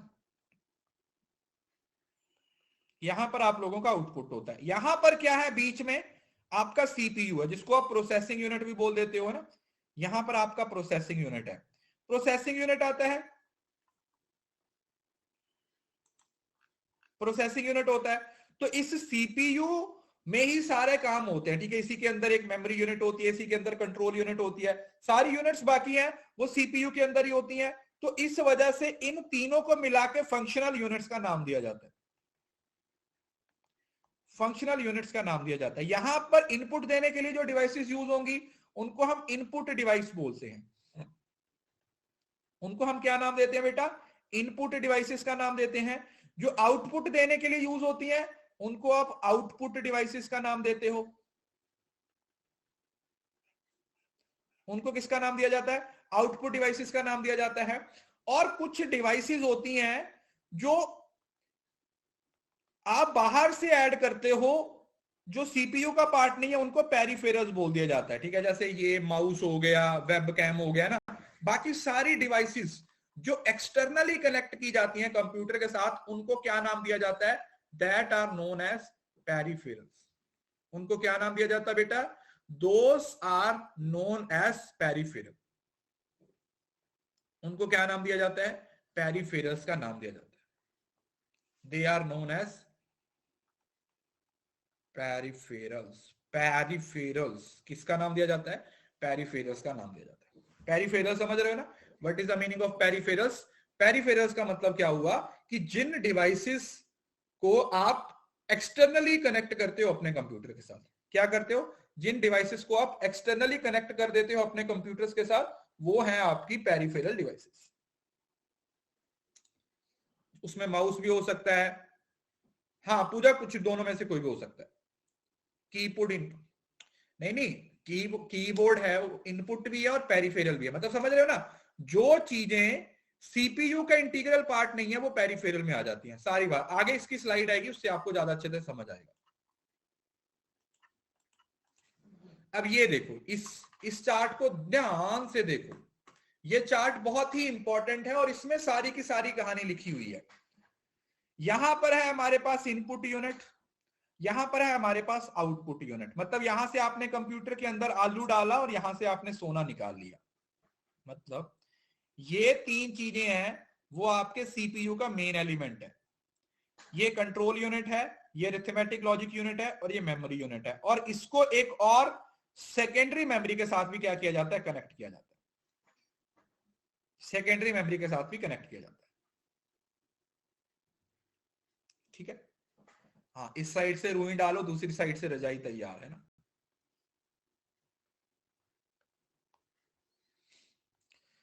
तो यहां पर आपने इनपुट दिया, इनपुट किसके पास पहुंचा? सीपीयू के पास पहुंचा। सीपीयू ने उस इनपुट को मेमोरी यूनिट के पास पहुंचा।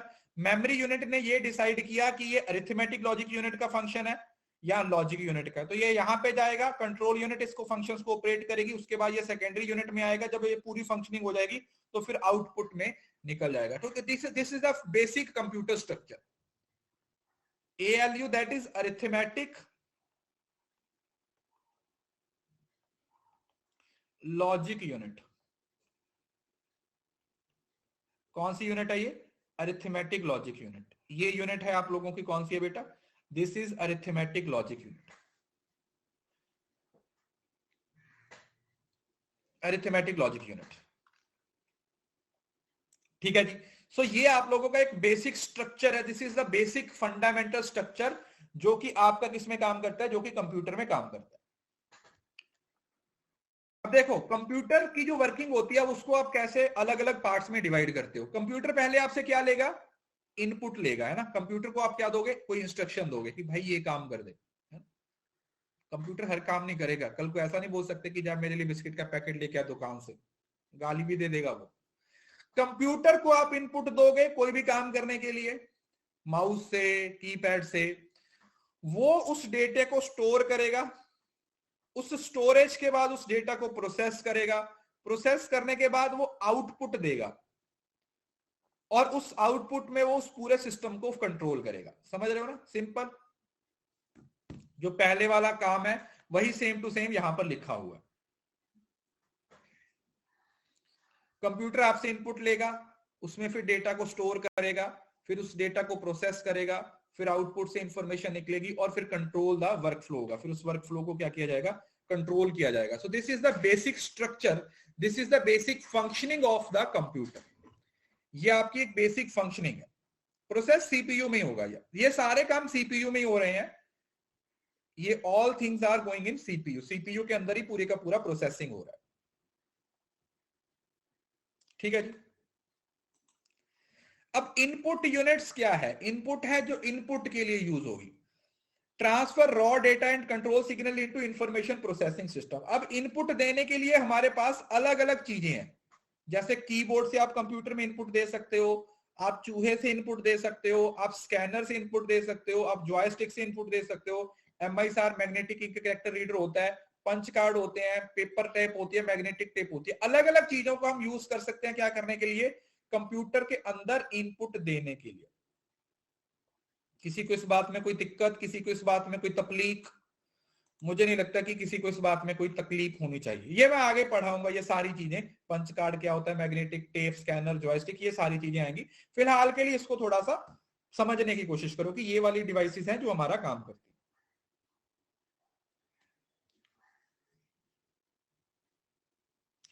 देन आता है मेमोरी और स्टोरेज यूनिट, जहां पे आप डेटा को स्टोर करते हो। मेमोरी में वही प्राइमरी मेमोरी, मेन मेमोरी है ना, वो जो मेन मेमोरी,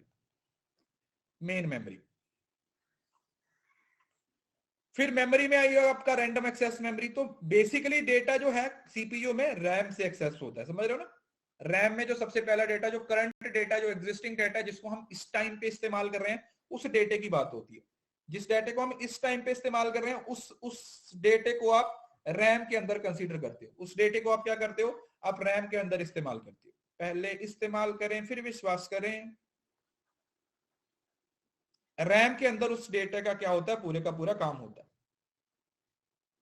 फेना ही लेना, घड़ी, detergent, super Nirma, washing powder Nirma. पहले आप कंप्यूटर में इनपुट डालोगे, फिर वो मेमोरी यूनिट में जाएगा, वहां से वो डिसाइड करेगा कि उसको मेन मेमोरी में भेजना है। फिर दूसरा वहां से स्टोरेज में जाएगा। अब ये आप लोगों को पढ़ा दिया था, स्टोरेज कौन सी है, स्टोरेज आपकी सेकेंडरी स्टोरेज होती है। स्टोरेज कौन सी होगी बेटा, स्टोरेज आपकी सेकेंडरी स्टोरेज होती है, जिसके अंदर क्या करते हैं, स्टोरेज में आप सेकेंडरी स्टोरेज में डाटा। और उसके बाद आपकी आती है आउटपुट यूनिट। आउटपुट यूनिट जैसे आपका मॉनिटर और प्रिंटर है, जैसे मॉनिटर है, मॉनिटर आपकी आउटपुट डिवाइस है, प्रिंटर भी आपकी आउटपुट डिवाइस है। मॉनिटर और प्रिंटर दोनों ही आपकी कौन सी डिवाइसेस हैं, both are your output devices. जैसे स्पीकर भी आपकी आउटपुट डिवाइस है, स्पीकर भी आप लोगों की आउटपुट डिवाइसेस ही हैं। Speaker are also your output devices, ठीक है। तो ये आप लोगों की प्रिंटर हो सकता है, और उसके साथ एक और होता है, क्या होता है उसको, प्रिंटर जो फ्लैक्स के लिए यूज होता है, क्या बोलते हैं उसको, प्लॉटर। Yes, plotter. प्लॉटर भी आपकी आउटपुट डिवाइसेस होती है। ये आगे पढ़ेंगे हम अपन एक एक करके। फिलहाल के लिए इस पूरे सिस्टम में किसी को कोई दिक्कत, बेसिक कंपोनेंट का सिस्टम समझ आया कि कंप्यूटर किस तरीके से काम कर रहा है, how the computer is working. पहले इनपुट दिया जाएगा, फिर मेमोरी में जाएगा, मेमोरी से वो प्राइमरी मेमोरी में, फिर सेकेंडरी मेमोरी में, और फिर वो आउटपुट डिवाइस में जाएगा, ये देखने के लिए कि क्या सारा काम हमारा हो गया है या फिर नहीं हुआ, either we have achieved something or not.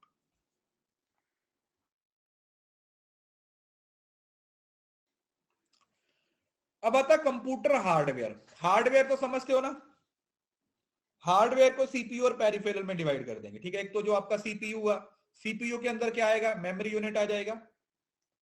अरे बेटा कोई टेस्ट नहीं हो रहा, पहले ये पढ़ लो। प्रियंका हो चुका है बेटा, कम्युनिकेशन बैरियर हमने कल खत्म कर दिया, आप उस क्लास को जाके चेक कर सकते हो।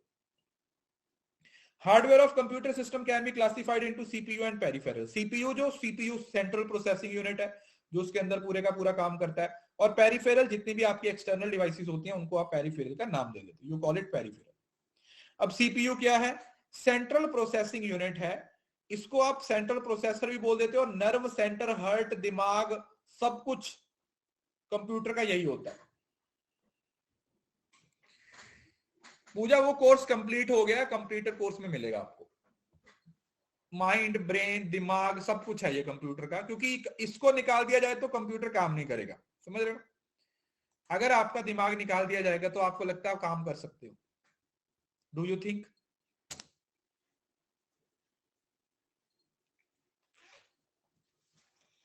अभी भी तो कर ही रहे हो।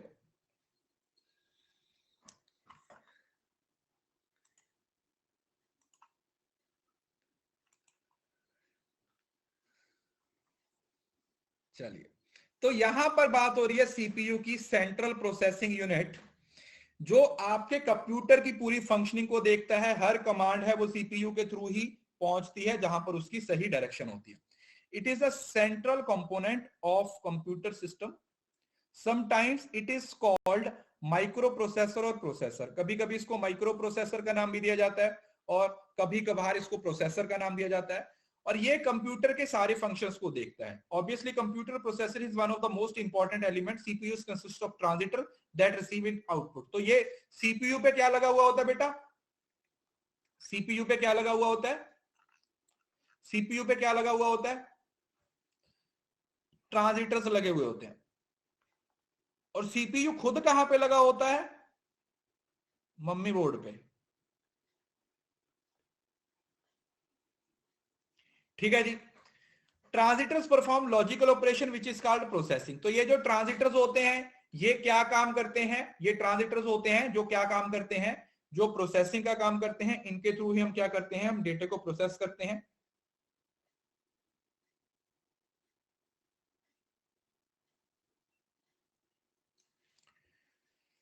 It is also not only one of the most amazing but most amazing devices in the world of technology. ये सिर्फ कंप्यूटर के लिए ही इतना इंपॉर्टेंट नहीं है, ये हर जगह पे ही इंपॉर्टेंट है। बेटा फुल फॉर्म आप लोगों को मिल जाएंगी, तकलीफ मत लीजिए, टेंशन मत लीजिए, टाइम आने पे सब चीजें आप लोगों को मिलेंगी। What is CPU? Central processing unit ही होता है। अब ये देखो, ये तो पता नहीं कितनी बार फोटो आ चुकी है, ये वाला, ये वाला और ये वाला। ठीक है, ये तो आप लोगों को समझ आ गया कि किस तरीके से कंप्यूटर की फंक्शनिंग का टोटल काम करती है। उस चीज के बारे में हमने ऑलरेडी डिस्कस कर लिया।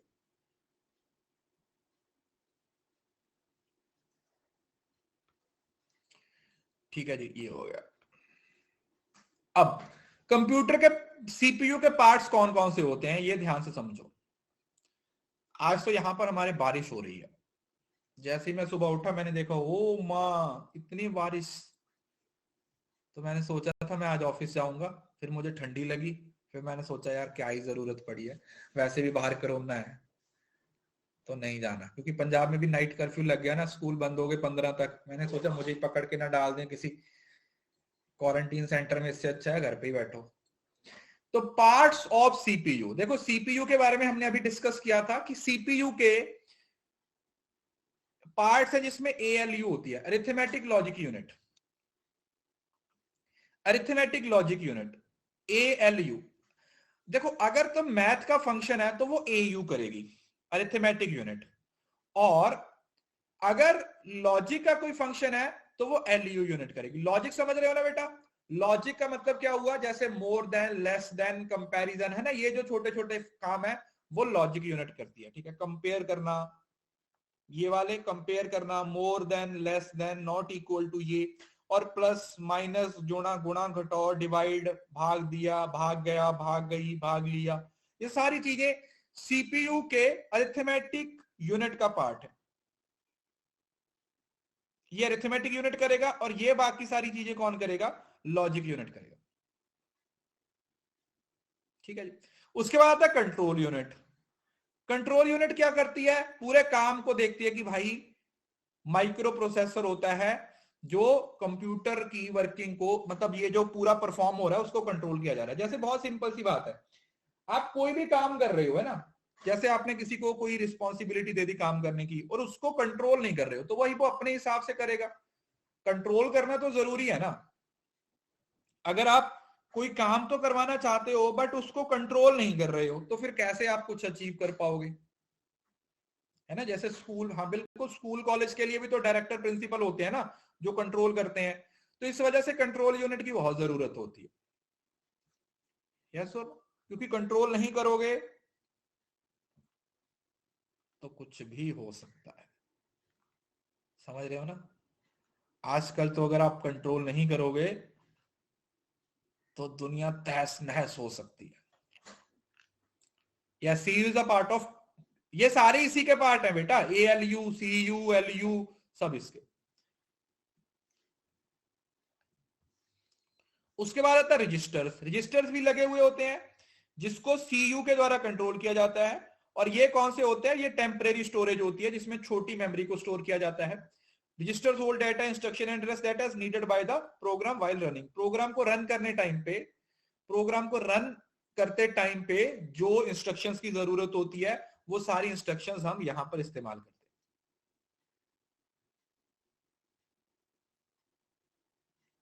ठीक है जी। सो ये होते हैं आप लोगों के registers, this is what we call registers. अब ये देखो, ये रजिस्टर से लगे हुए हैं, ये एड्रेसेस हैं, ये कंप्यूटर सिस्टम है, ये अरिथमेटिक लॉजिक यूनिट है, उसके साथ साथ क्या लगे हुए हैं, रजिस्टर्स लगे हुए हैं। तो ये अंदर तक जाने की जरूरत नहीं है कि कितने टाइप के रजिस्टर्स होते हैं, बस आपको याद होना चाहिए कि रजिस्टर्स भी होते हैं। अब रजिस्टर्स क्या होते हैं, high speed special purpose memory units होती हैं, और ये क्रिटिकल फंक्शंस होते हैं, और इसमें बहुत छोटी सी इंफॉर्मेशन स्टोर होती है, समझ रहे हो ना। इसके अंदर जो इंफॉर्मेशन स्टोर होगी वो बहुत छोटी होगी, छोटी क्वांटिटी में, छोटी मात्रा में, इतनी सी, एक टाइम पे एक फंक्शन होगा, एक कमांड होगी, या कुछ भी ऐसा बोल सकते हो कि एक टाइम पे एक ही चीज को क्या कर सकते हैं, स्टोर कर सकते हैं। अब मदरबोर्ड क्या होता है, वो पूरी चिप होती है, समझ रहे हो ना, वो जो पूरी चिप होती है जिसपे सारे कंपोनेंट्स को फिक्स किया जाता है। Motherboard the computers main circuit board होता है, जिसपे सीपीयू लगा होता है, मेमोरी यूनिट्स लगा होता है, स्लॉट्स लगे हुए होते हैं, वो सारे, हाँ सीपीयू का पार्ट है बेटा रजिस्टर्स, बिल्कुल। और इसके साथ कुछ अलग से अडेप्टर्स और कार्ड वगैरह भी आते हैं। ठीक है, मैं आपको दिखाता हूं मम्मी बोर्ड।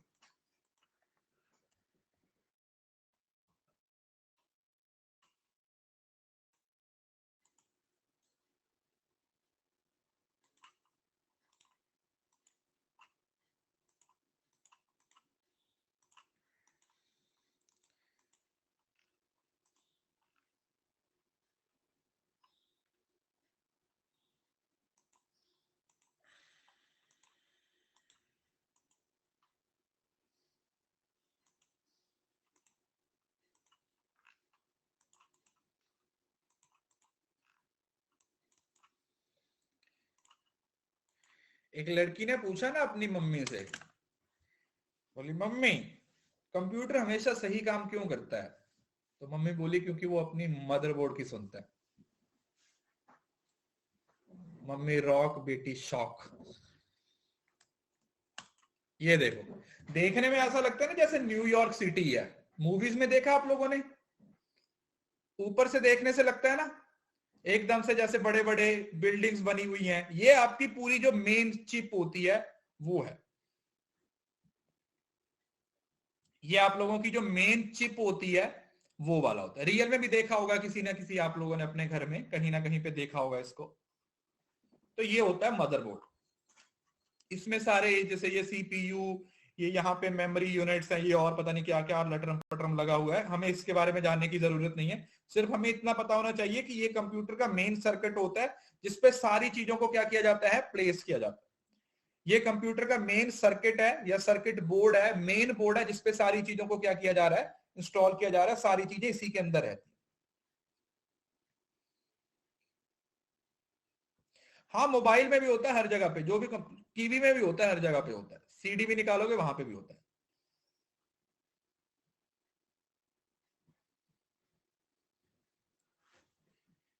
अरे बेटे अंदर ही होती है, समझ रहे हो ना, चाहे मदरबोर्ड हो, सॉरी चाहे डेस्कटॉप हो, कोई भी हो, उसको जब खोलोगे तो उसके अंदर होगा, समझ रहे हो ना। पहले बड़े बड़े आते थे जो, क्योंकि बड़ी बड़ी स्क्रीन होती थी उसमें बड़े बड़े होते थे। अब इस लैपटॉप के अंदर इसको कंपैक्ट कर दिया होगा ना।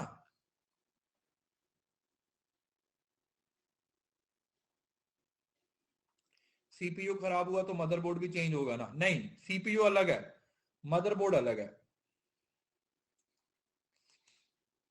उसके बाद आता है बसेस। बसेस क्या होती हैं बेटा, बस समझते हो ना, वायर्स होती हैं जो सीपीयू को इनपुट आउटपुट डिवाइसेस के साथ कनेक्ट करने के लिए जो स्लॉट्स बने हुए होते हैं, ठीक है जी, जिसमें दोनों साइड में डाटा ट्रांसफर कर दिया जाता है। बसेस क्या होता है, बस का मतलब यहां पर क्या हुआ, बस का मतलब यहां पर क्या हुआ, वो जो वायर्स बनी हुई होती हैं इस तरीके से, ऐसे बंद करके बीच में डालते हैं ना, आप लोगों ने देखा होगा, जैसे लैन केबल होती है ना, उसको ऐसे प्रेस करके फिर अंदर डालते हैं, वो अंदर जाके ऐसे खुल जाती है, फिर वो बाहर नहीं निकलती। आप लोगों ने देखा होगा वो एक्सिकल केबल्स होती हैं, वायर्स होती हैं लैन केबल के अंदर, जो वो पॉट्स बने हुए होते हैं, तो वो। और peripheral devices is any device that can be connected to computer, कोई भी डिवाइस, समझ रहे हो ना, जैसे monitor, keyboard, mouse, webcam, हर वो डिवाइस जो बाहर से जोड़ी जा रही है कंप्यूटर के साथ, फिर वो चाहे इनपुट डिवाइस हो चाहे आउटपुट डिवाइस हो, उसको आप कौन सी डिवाइस का नाम दे देते हो?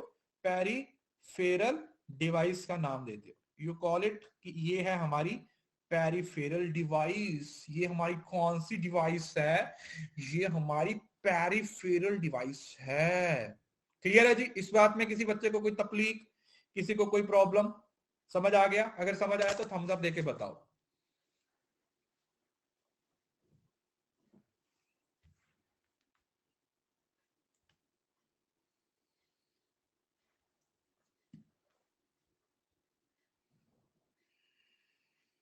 अच्छा, एक सेकेंड। ये बोल रहे हैं पंजाब में कोविड की वजह से क्या अलाउड है और क्या ना। In fresh COVID-19 related curbs imposed in Punjab till 15 January, all bars, cinema halls, malls, restaurants, etc. shall be allowed to operate at 50% capacity. All sports complex, gym, swimming pools shall remain closed. Only full vaccinated staff will be allowed to attend government as well as private.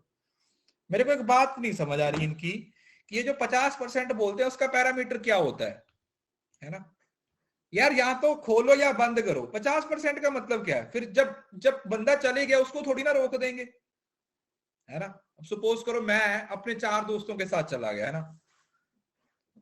अब ऐसा थोड़ी बोलेंगे कि 2 वापस जाओ और 2 यहां पे रखो। या तो सारा ही खोल दो या फिर बंद ही रख दो, है ना? कोई पैरामीटर थोड़ी है ऐसा कि हाँ 50% है। ऐसे मैं आपको बताता हूं, ठीक है? एक छोटी सी स्टोरी सुनाता हूं, उसके बाद आगे शुरू करता हूं 1 मिनट की। कोविड पिछले साल मार्च अप्रैल की बात है, मतलब अभी उतना नहीं हुआ था, मतलब पहले हो चुका था। तो हम चले गए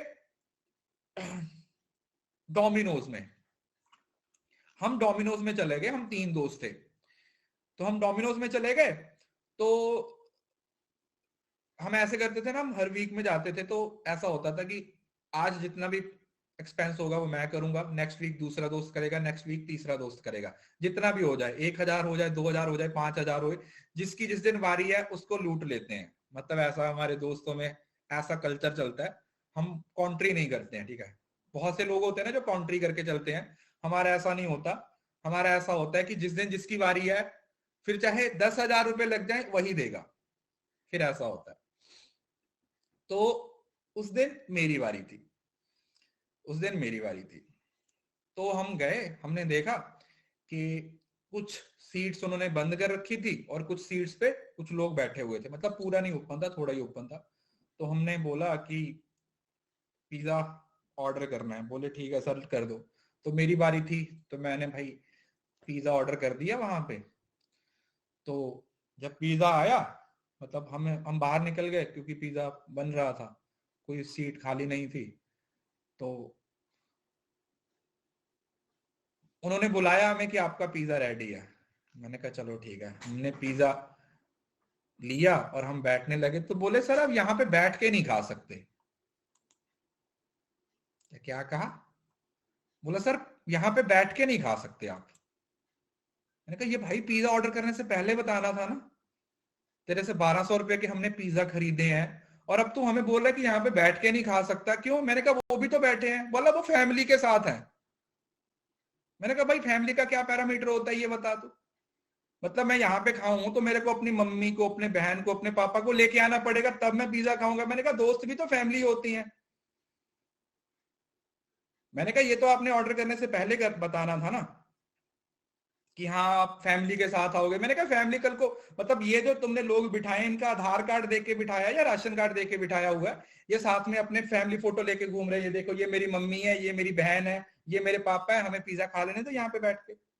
मैंने कहा ऐसा थोड़ी होता है। मेरे साथ एक दोस्त था, वो थोड़ा ज्यादा गर्म हो गया, जबकि पैसे मेरे लगे हुए थे। मैंने तो होना ही था, वो थोड़ा ज्यादा गर्म हो गया। बोला अपने मैनेजर को बुलाओ, बोला अपने मैनेजर को बुलाओ। तो वो बोला नहीं नहीं सर मैनेजर की क्या जरूरत है। मैंने कहा देखो अब दो दो चीजें आप लोगों के पास, या तो आप हमें बैठने के लिए जगह दो, नहीं हमारे 1200 रुपए वापस करो, है ना? मैंने कहा देखो भाई सिंपल सी बात है, पिज्जा खाएंगे तो यहाँ पे बैठ के ही खाएंगे, और अगर नहीं खाएंगे तो हम पिज्जा हट चले जाते हैं, हमारे वापस 1200 रुपए वापस दे दो। तो एक और सरदार लड़का था वो आया, हमें साइड पे लाके बोला भाई रुको तो 2 मिनट वेट करो, वो जाने वाले हैं, उनकी सीट पे आपको बिठा दूंगा। मैंने कहा तो ऐसे भी बोली जा सकता था। फिर वो चले गया, वो स्पेशल हमें बुला के आया, बोला अब सीट खाली हो गई, अब बैठ जाओ। मैंने कहा भाई तो पहले बताना चाहिए था ना आप लोगों को। देखो जहां पर आपने पे किया है ना, वहां पर आपको कभी वो नहीं करना चाहिए, समझ रहे हो ना। जैसे आप कंपनी में किसी कोई, जहां पर आपने अपना पैसा दिया, आपने अपनी मेहनत की कमाई दी है और आपको 100% रिटर्न नहीं मिल रहा है, तो वहां पे स्टैंड लेना चाहिए, वहां पे आपको कॉम्प्रोमाइज नहीं करना चाहिए, समझ रहे हो ना। चाहे वो फिर 10 रुपए की चीज ही क्यों हो, 10 रुपए की चीज ही क्यों हो। ये तो बहुत कम है। मेरे एक दोस्त था, जब हम बीकॉम में थे ना, तो उस टाइम पे मैसेज कार्ड आता था, आप लोगों को पता है, जिसमें 35 मैसेज होते थे ना।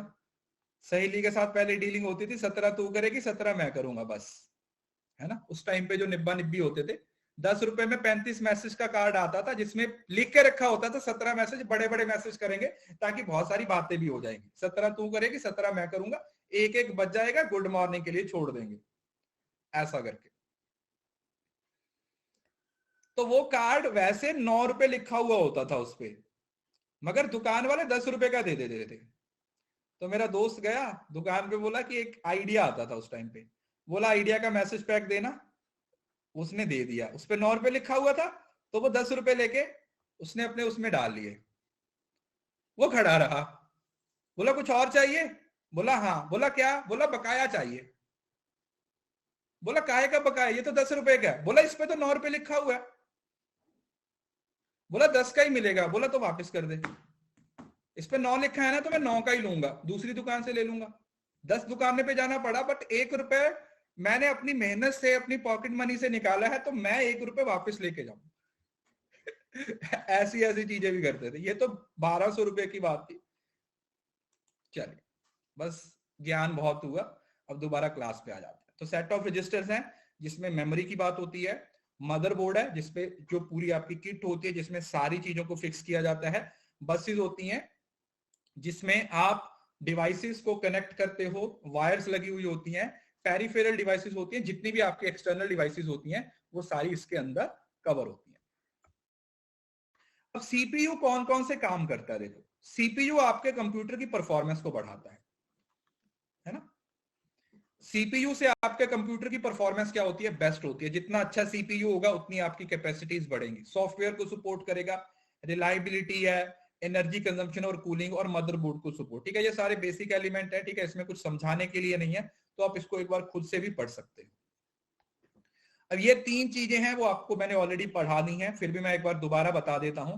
मेमोरी यूनिट में आपकी 2 तरीके की मेमोरी आती है। सबसे पहले इंस्ट्रक्शंस कहां पे जाएंगी बेटा, मेन मेमोरी में जाएंगी, ठीक है, मेन मेमोरी में जाएंगी। मेन के बाद उसको फिर वो जो सेकेंडरी मेमोरी है वहां पे भेजेंगे। उसके बाद आएगा कंट्रोल यूनिट। कंट्रोल यूनिट में क्या किया जाएगा, सारे के सारे सिस्टम को कंट्रोल किया जाएगा।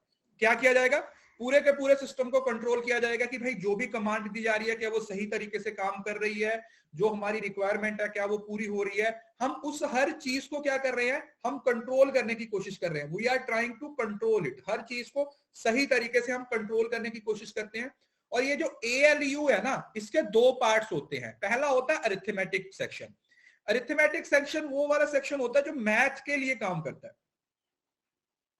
किसके लिए काम करेगा, जो मैथ का काम करेगा, कैलकुलेशन के लिए काम करेगा, प्लस माइनस जोड़ घटाओ गुना भाग दिया भाग लिया भाग गई भाग गया, जितने भी फंक्शंस होते हैं मैथ के, वो सारे के सारे अरिथमेटिक यूनिट में आएंगे। और बाकी के जो आते हैं ना, सिलेक्शन, मैचिंग, मर्जिंग, कंपेयरिंग, मोर देन, लेस देन, बड़ा छोटा, आधा अधूरा, वो सारे किस में आएंगे, वो लॉजिक सेक्शन में आएंगे। वो आपको कहां पे देखने को मिलेंगे, you will find them all in the logic section. वो सारे के सारे आपको कहां पे देखने को मिलेंगे, वो सारे के सारे आप लोगों को लॉजिक फंक्शन में देखने को मिलेंगे। कहां पे देखने को मिलेंगे, you will find all of them in the logic function, logic function. उसके बाद हमारे पास ये इनपुट डिवाइसेस हैं, ठीक है, इसको कल शुरू करेंगे। इनपुट और आउटपुट डिवाइसेस और सॉफ्टवेयर और हार्डवेयर, ठीक है, ये टॉपिक कल खत्म करेंगे। आज के लिए इतना काफी है, काफी सारा मैंने आप लोगों को पढ़ा दिया है। आई होप की समझ आ गया होगा। आज से आप लोगों को फुल फॉर्म वाली PDF आपको टेलीग्राम पे मैं शेयर कर दूंगा, थोड़ा सा टाइम दीजिए। फिलहाल आप अभी कंसेप्ट क्लैरिटी पे ज्यादा फोकस कीजिए, जितने अच्छे से आप जितने से आप अच्छे से Telegram commerce net achievers channel है, ठीक है, आईडी नहीं है। आईडी तो अगर आप रेफरल कोड, आईडी तो यही वाली है, बड़े लेटर्स में है, मैसेज के लिए मेरा जो रेफरल कोड ही है। और अगर आपने टेलीग्राम चैनल ज्वाइन नहीं किया है तो ज्वाइन कर लो, कॉमर्स नेट अचीवर्स, ठीक है, सर्च कीजिएगा, यहां पे आपको चैनल है वो मिल जाएगा। 54-55,000 के करीब सब्सक्राइबर है, वो वाला जो ऑफिशियल चैनल है वो ज्वाइन कर रहे हैं, ठीक है, और कोई नहीं कर। चलिए मिलते हैं बच्चे नेक्स्ट क्लास में। 2 बजे है हमारी अभी अगली क्लास, पेपर 2 की है। और आज शाम को पेपर 1 की 2 स्पेशल क्लासेस हैं, 6:45 पे और 8 बजे, ठीक है जी। आज आपकी 2 क्लासेस है, एक 100% टॉपिक्स वाली है और आई थिंक एक कम्युनिकेशन की एमसीक्यू वाली है। तो शाम को जरूर से सब बच्चों ने उन क्लासेस को जरूर से देखना है। मैं लिंक आप लोगों को शेयर कर दूंगा, हाँ, दोनों टेलीग्राम। 2 बजे तो बेटा पेपर 2 की है, पेपर 2 की क्लास है 2 बजे, वो दोनों शाम को 2 पेपर 1 की है, ठीक है। शाम की जो क्लासेस है वो दोनों पेपर 1 की है, पेपर 2 की मार्केटिंग की क्लास है आप लोगों की 2 बजे, ठीक है। Thank you so much, bye, take care, खुश रहिए, मिलते हैं नेक्स्ट क्लास में, bye, take care, good night.